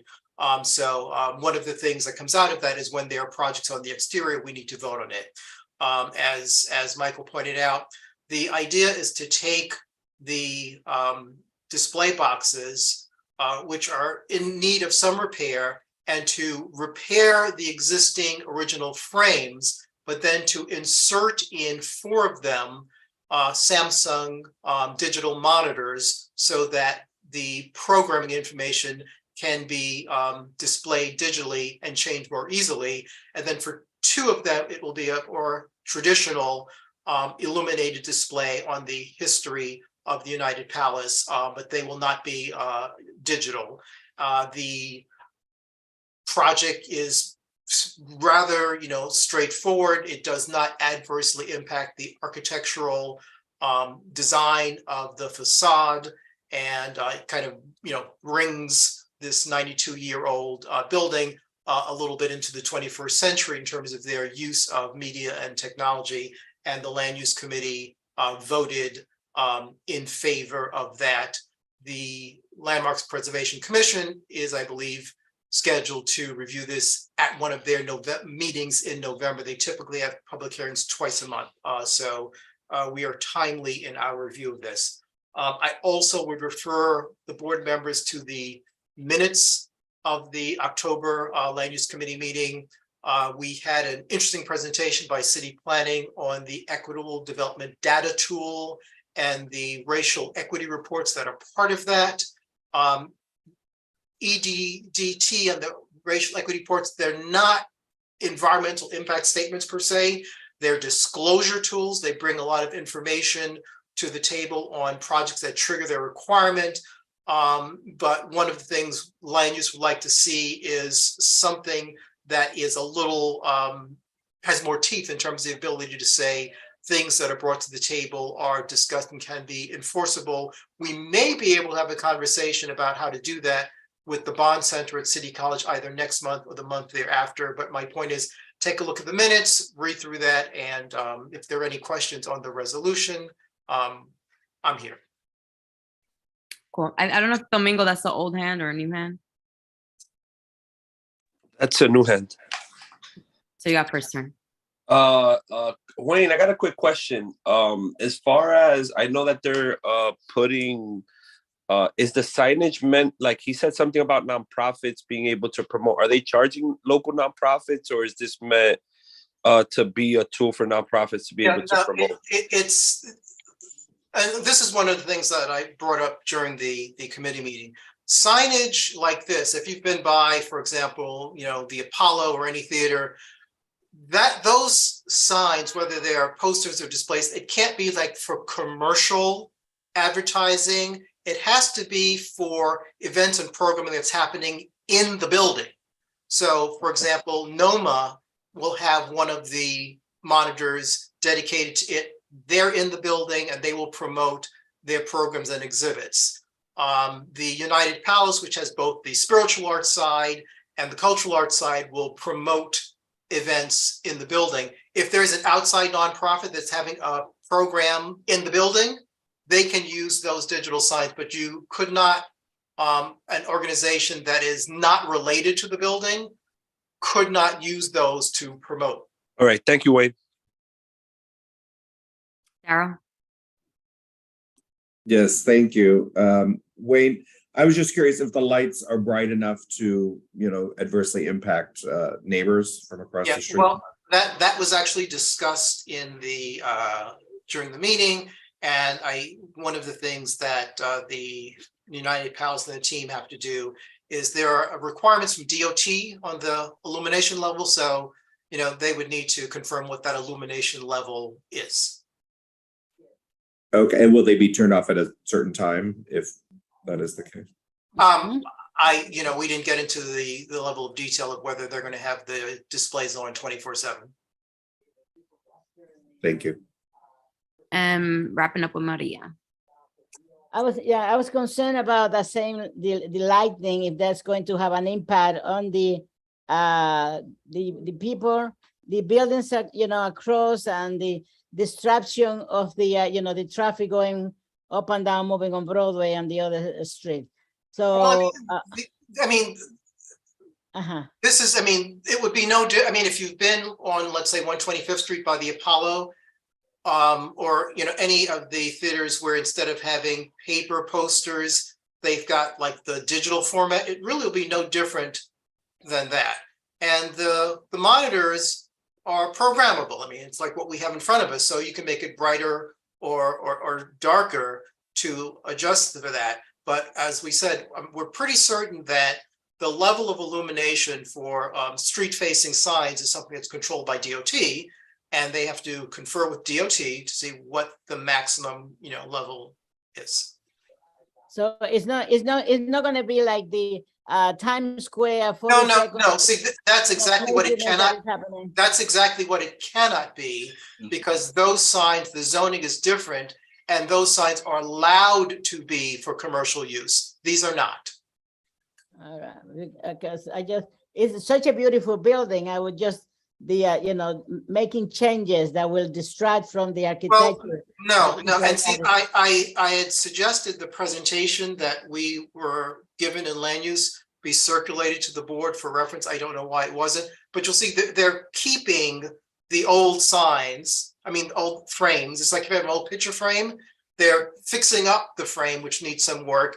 And in the frame, instead of putting a poster, they're putting a new plywood backing, and they're putting the monitor in there. So they're putting it in the old frame. So they're not changing that look.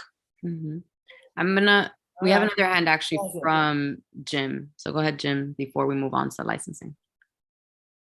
I just want to comment that the street sign, when it's on, and as far as I'm concerned, it should stay on all night. It illuminates the street, and it just makes the area less dreary. It's not going to be so bright as to annoy the people across the street or anything like that. As Wayne pointed out, there are all kinds of regulations. So from my point of view, they should actually be on all night. They don't have to keep them on all night, but in the big picture, I think that would just be fine. Illumination, I think, is a wonderful thing. Okay. So if you live across the street from there, Jim. Across the street is Polygon Restaurant. Thank you. Yeah, but on the other side, also.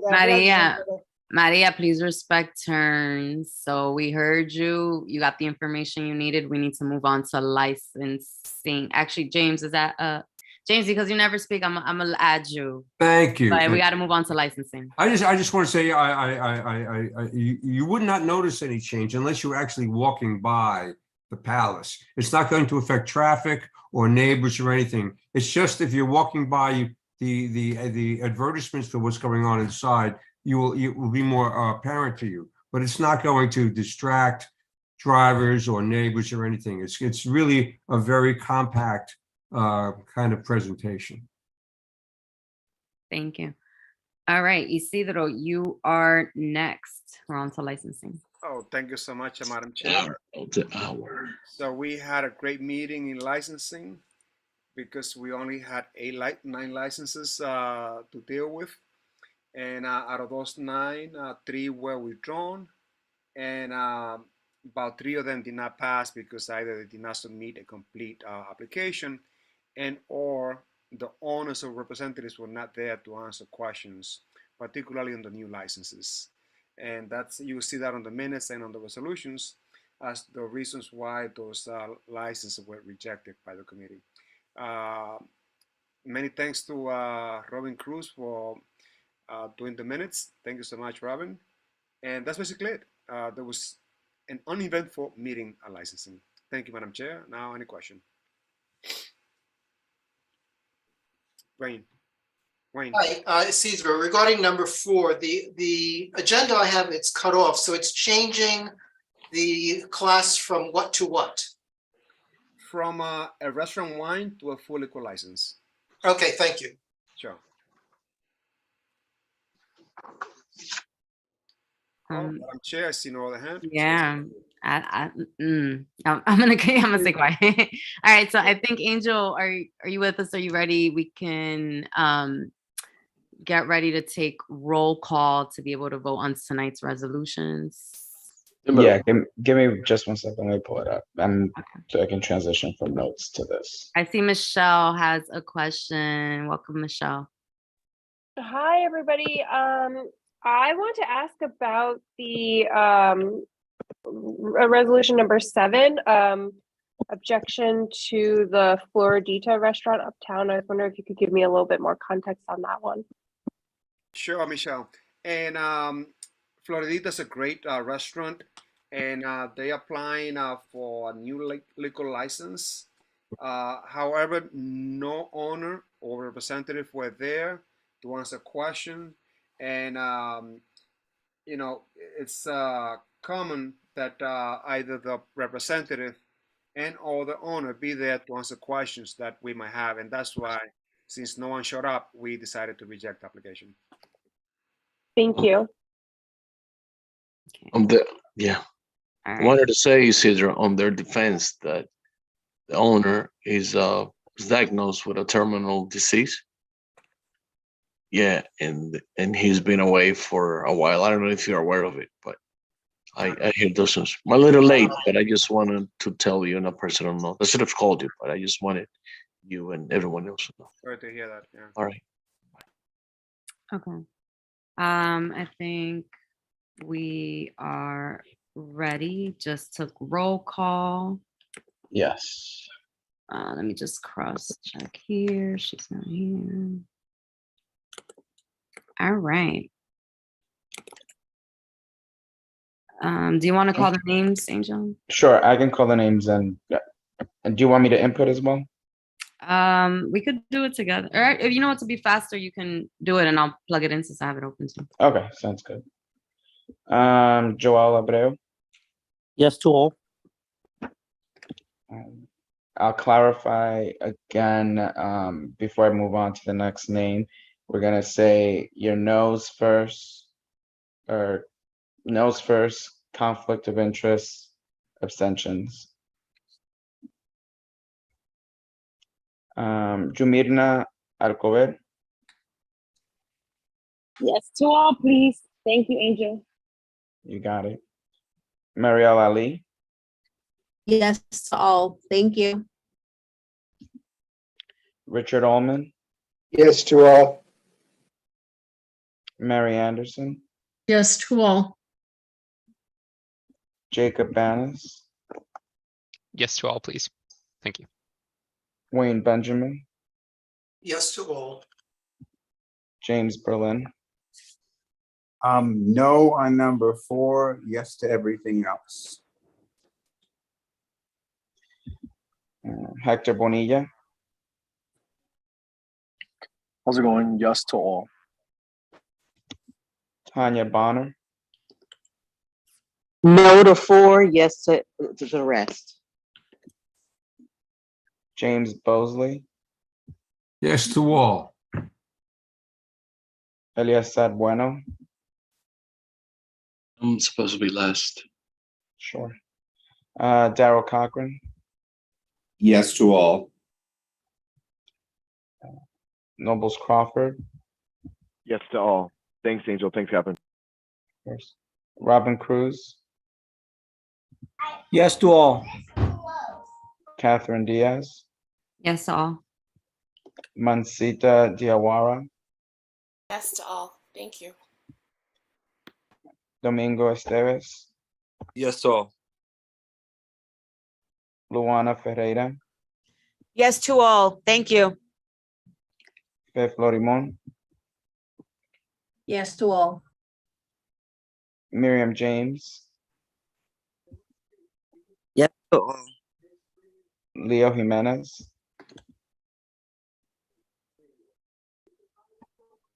Yes, Leo, so you were thank you, okay. Angel.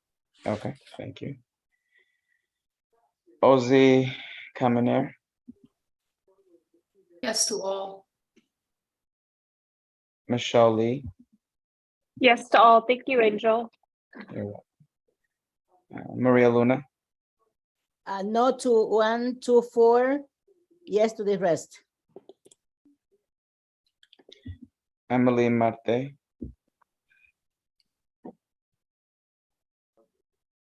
Emily, do we still have you? She was just here. She must have gotten disconnected because she was just here. Okay, we'll come back to Emily then. Jay Mazer, Yes to all. Isidro Medina, Yes to all. Jonathan Nunez Frometa, Yes to all. Aisha Ogilvy,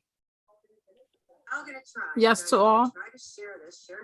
Bruce Robertson, Yes to all. Hennessy Salas, No, not here. not here, right? Sorry, Carl Onegbu, I forgot to update him. He's not here. and Angel Vasquez, myself, yes to all. Circling back to Emily Marte. Do we have you, Emily? Not here yet. Okay, so then that leaves Eliezer Bueno on your vote.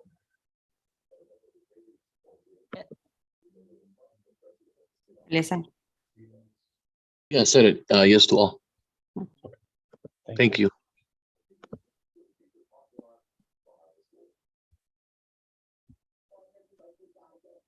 All right, so that concludes voting.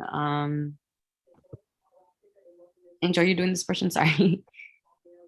No, I think you're gonna continue, so I can continue to Okay, take I'll notes. keep doing that. At least it's yes to all, so we have it clear on the tally for tonight. Sorry, folks. All right, so we're gonna go on to committee reports. If I could find my agenda, I can share that. Youth first. But yeah, thank you. So, Fe, are you ready for 3 minutes? Youth and education. Yes, I am ready.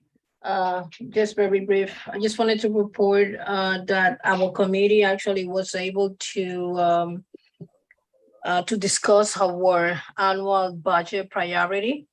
It's the only inconvenience that we had is that we didn't have quorum. But yes, we were able to manage to go over the our items. Changes were reported. And basically we did what we were supposed to do. I also wanted just to report about the on the new business that we have reported on the event, the Youth and Police Building Bridges and our partnership walk. I just want to thank Board President Mark Levin for attending our event, and also Porfirio, who also was along with him, and George Washington High School, NYPD, our local prison, the 34 and the 33, also the 32 prison. I also wanted to say that, and all folks that I may not have to mention their name because including, for example, I cannot leave out District Attorney Office kind enough, host one of our meeting there, and also we're present. Minaya, as always, giving us tremendous support. But I just wanted to say that during that event, folks were invited to come up with idea in terms of what they would like to donate or excel, since the event was dedicated this year to our fallen heroes, Detective Jason and Detective Mora. So we have Conectémonos, which was one of the organizations who donated a tree along with the other park department. And I want to invite everybody because on November the 5th, they are going to have a small ceremony in the community to donate those trees to the family of Detective Jason and Detective Mora. And I just want to thank everybody and thank you so much, our colleagues and chairman. Thank you, Catherine. All right, thank you. You're right on time. Any questions for Faye? See no hands. All right, next up, we have concerns of the aging. Mary, are you with us? Trying to unmute. I've had a family crisis in the last week, and I mistakenly sent in the wrong minutes. So the correct minutes are not on the radar. It turned up I had sent the September minutes by mistake. But anyway, in our October meeting, we had a presentation by Lisa Beth Miller, who did a brief presentation on the on the Lighthouse Guild tonight. A very extensive and thorough presentation of everything that they do at their facility and in the community to help people who have no vision, poor vision, low vision, et cetera, and the kinds of services that they provide. And it's very, very extensive. So if anybody has any questions, I encourage you to reach out to Lisa for more information. We did a final review of our budget rankings, and we also talked about in our committee, since we're the only committee that meets in the daytime, and that we've had at least double, if not triple, attendance at our virtual meetings, because people don't have to travel from their offices, from their business to get to the meetings. And wondering if we can, talked about advocating to continue virtual meetings for that reason, at least on the aging committee, because of it meeting in the daytime. We've been back and forth a little bit about, having a letter go out or having a resolution, and because I think the overall thoughts were to have a letter go out expressing our desire to continue the meetings virtually because of our big increased attendance, because we really didn't have hardly any community members attending our meetings when it was in person. It was, just about only the committee members with, one or two other people coming to the meetings. And now we've got a lot of input from outside, which is a wonderful thing. And it's been so helpful. And we've had some great presenters. So that's still in the works. I don't have a speaker yet for our next meeting, so I can't tell you who that's going to be. I'd reached out to someone who has not gotten back to me, because of things going on in my personal life right now. I've been slow in trying to continue my endeavors, but will continue. So I did send in the I think I said what actually was in the most of what was in the minutes. So but I did send the correct minutes to the office today. Okay, there's a hand for you from James Bosley. Yes, it may be a coincidence, but most of the members I'm on the aging committee, and most of our members of that committee are aging. I think it's also might behoove the powers that be to allow the aging committee to remain at home to do these meetings online rather than having to travel on subways. Thank you. Ali has It's quick. James, both James and Mary, from what I gathered in the sentiment of the Manhattan Borough President's Office and the leadership throughout the city of New York, I truly believe that the hybrid system is here to stay. I think that is convenient. It is allowed community boards to grow, to be more interactive with the community members, to be more inclusive, and it's just been a blessing in disguise. So I truly believe that the hybrid system is going to be with us. But what we've been Because discussing is that even because it works. even the hybrid meeting, I mean, we have members of the committee who are working during the meeting, and Yeah. it's difficult for some to get there. Thank you, Catherine.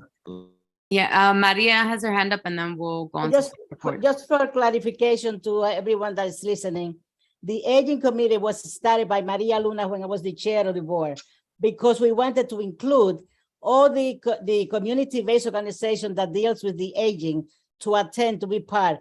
If they come to a meeting, they cannot take care of the senior center and so on and so on. So we want to encourage all the senior centers, everyone that have something to do with the aging, to be able to attend the meetings. And that is it's a crisis, because if they come to our meetings during their working hours, they don't get paid. So it's rather to have them by Zoom, get them to, to cooperate and to make bring us the information that is required for us to be effective in bringing services to the aging community. It's not just to the old people who are sitting home. It's just to everyone that is related to that. Thank you so much. Okay, thank you, Maria. We're gonna move on to, well, for health and environment, neither Steve nor Sally are here. So I would encourage folks to refer the minutes. Can't remember November. Housing, Emily. Marielle is here. Oh, well, you gotta let people know that Marielle is now a board member. I will in new business. Okay. I was So planning. I don't know, Maria, were you in the meeting in what month? I'm like, what month are we even in? On October? If not, folks can refer to the minutes. All right, for business, Francisco's not here. Maybe put me towards the end. That's okay. Thanks. Yeah. Francisco's not here. Please refer to the minutes. Oh, hold on. Parks, Nobles, you got a report for us or refer to the minutes? I do have a quick report for you. Liz is away on vacation really quickly. So for us, we had a very successful capital project and expense vote on Parks and Cultural Affairs. And also, just to give you a heads up for our next meeting, we have two awesome topics. First is the 186th Street basketball court, and the other one is the Dykeman Waterfront Restoration Project with the Eco Deck. So if you're interested in those two topics, I encourage you to come out to the next Parks and Cultural Affairs meeting that will be held on Thursday, November 10th, not Tuesday, November 8th. So again, Parks and Cultural Affairs will be on Thursday, November 10th. Thanks. Joel is raising his hands. I'm just here on behalf of Francisco for the business development. We can refer to the meeting minutes. I don't know, maybe Chanel. I did submit the minutes, but I didn't see them in the email. I did submit it with our ranking, so maybe it got confused. But just a couple things on our on the minutes. We discussed the budgets. We were able to meet quorum, be able to vote on our rankings. Also, we did discuss a few, programs that the NYC, New York City government is doing, and it's this new nightlife department, which I'm going to introduce to the business development and to licensing. It's a nightlife. It's basically a department that encourages, it's a resource tool for all businesses that are related to nightlife. And on our cannabis section, we did speak about 3 conditional adult use licenses that have come out. That is the processors, the cultivator and the retailing licenses for conditional licenses for recreational use are currently open. Well, the processes are closed, and so is the people who are cultivating. But currently, the conditional licenses for adult use retail locations are open. We encourage any cannabis entrepreneurs to that are trying to open up a retail location to apply for those licenses. But for everything else, we can refer to the minutes. Okay, thank you. And then that leaves us with public safety, and after that, that's all you, Ellie. Yeah, very quickly. Just again, we just like every other committee, we were able to tackle the tenuous task of doing the budget rankings. It was very participative. I wasn't able to be to participate in the latter part. That was something that Barbara Fraser was able to run. A lot of different issues that the community has were able to be ranked, and including one specifically from parks, as far as the lighting and the security needed for some of our parks. Then the second part of the meeting, or actually was the first one that I was on, we had a presentation from an organization, local, it's my assumption, called CB12M, who have the idea of celebrating, or trying to at least hold a celebration, a New Year's Eve celebration within the premises or close to the proximities of the United Palace. The presentation was met by some objectivity and some denial or lack of support from the local precinct 33rd, who felt that they didn't have the resources, since New Year's Eve, the police department personnel is mostly allocated to the one in downtown. There were very good points made by Jomirna and Mary as far as the parking and the seniors that live in the proximity, how it's going to directly impact them. And we also asked them to come in front of the general board and the transportation committee, since it was a street festival or a street event. So they are scheduled to participate in front of our transportation committee, and they're going to come and talk about it. They sent a revised version, and they're still going through the motions of trying to get community support. But that was basically the nitty gritty of the presentation, and what it means is still yet to be determined. It didn't feel that positivity in the room, but it feels as though they have a lot of work to do. So the rest of what we had discussed in our presentation, as far as the numbers, the DA's office was able to cover it as far as the numbers. The disparity of the 33rd and the 34th, how the numbers on the 33rd precinct are lower now than they were compared to a year before, and the 34th, how the robberies mainly are spiking up compared to past year's numbers. So the rest of the information is based on resides in the minutes. Maria, I think you have your hand up. Right. Would you allow me to just do a little, bring in some information about that proposal around the United Palace area? Be more than happy to hear. At the chair of the Police Council, Community Council, they have a little more information. We need to bring the community to be aware of the one of the proposals is to close for New Year's Eve from midday on December 31st to the following morning at noon New Year's Day. The surrounding areas from 174th Street to 178 Broadway and Washburn. You know, the corridor coming from New Jersey going to the Bronx and closing Broadway. They would like to close Broadway also for 24 hours. The community, the impact on the community will be really, extreme.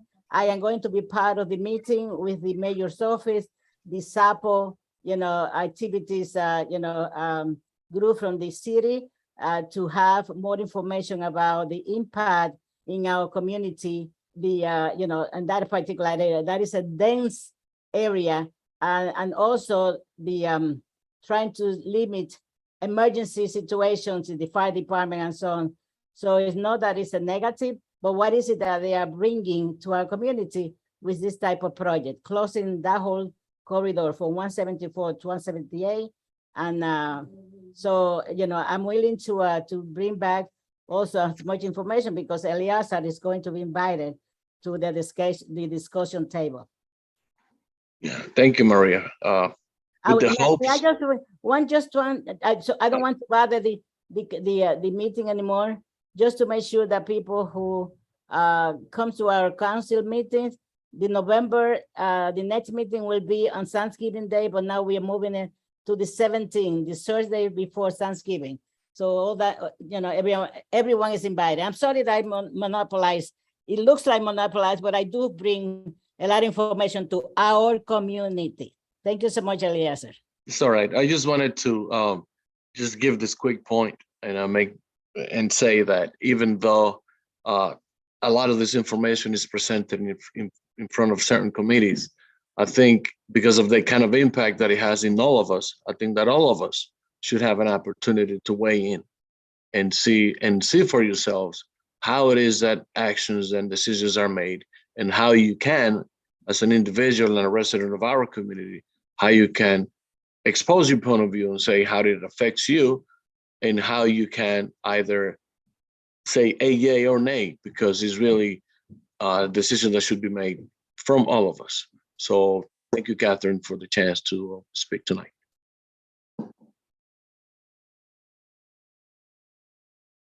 All right, thank you. With that, we are on to old business, I believe.